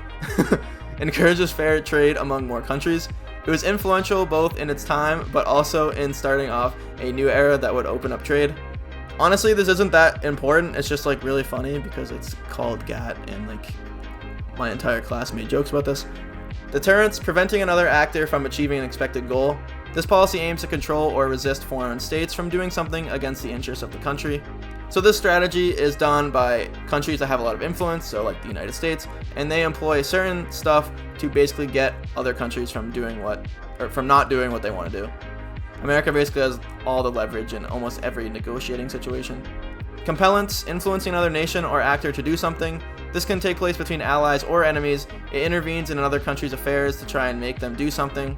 This idea of compellence, it comes up often when it comes to allies specifically, especially like in NATO, where the US has a lot of, bargaining power in NATO to get the smaller countries in NATO to kind of do what they want to do. Preemption, taking action on an enemy before it has a chance to do something. It functions more as prevention, as it stops growing forces from expanding any further or providing any greater of a threat. These actions can be done through diplomacy technically, but a lot of the time it's just done through force. If a country is gearing up to do something bad, the US can literally just bomb them or, put like a massive military threat on them, and essentially they can just control them that way. Propaganda, catering information to a foreign audience to influence thought, is a powerful and notable tool that aims to alter the culture and way of thinking of other people to change their views. This is done in times of war. Some of the most famous propaganda campaigns were ran by dictators like Hitler, Kim Jong-un, things like that. And it's really powerful in changing your entire people's way of thought and allows foreign policy actions to be taken without repercussions if your people agree with you. Diplomacy, formal and official foreign communication. It is the most legitimate and honorable way of conducting foreign policy. This is the most common way of foreign policy, although it is a little boring and not a lot of diplomatic actions like make the news. Covert operations, specific and secret undercover actions. Countries who conduct these operations escape the blame for actions as they are done in secret or covered up afterwards. And this can be good or bad. Countries can send in secret military operations to prevent bad countries from knowing that they're onto them. This can also be done by bad state actors, specifically in the way of inside jobs or things like they'll do crimes that tie back to a country but they're never found to be tied back to a specific country, things like that. A lot of terrorist threats have theories to be tied back to certain countries, but they're never really caught because they're covert operations. Foreign aid, monetarily assisting other countries. It is sent with a specific purpose, a lot of the time for military help or economic rebuilding. Foreign aid is massive in the aftermath of war, the aftermath of crises, or during war when they're trying to support or prop up a certain country. Aid always becomes a massive debate in the domestic political scene, because a lot of people complain about how much money certain countries are spending, especially the United States, how much money we're spending on foreign aid when we should be spending it at home, things like that. Economic sanctions, punishments against other countries trying to sell goods. It serves as a way to influence bad foreign actors by striking at their economy. The US uses sanctions a lot. When countries are doing something bad, they'll try and stifle their economy by employing sanctions because we are a massive importer. We buy a lot of goods from foreign countries.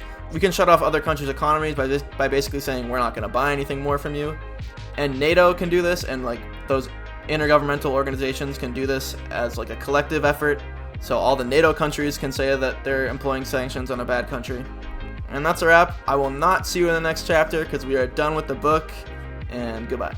Yo, if you're super cool and awesome, you should follow my Twitter or X if you're that kind of person. It's at Clark4724. I post a lot of random stuff on there, but I also post channel updates and when my next videos are coming out. So if you're gonna keep watching my channel, then I recommend you follow, and thanks. Yo, if you're super cool and awesome, you should follow my Twitter or X if you're that kind of person. It's at Clark4724. I post a lot of random stuff on there, but I also post channel updates and when my next videos are coming out. So if you're gonna keep watching my channel, then I recommend you follow, and thanks.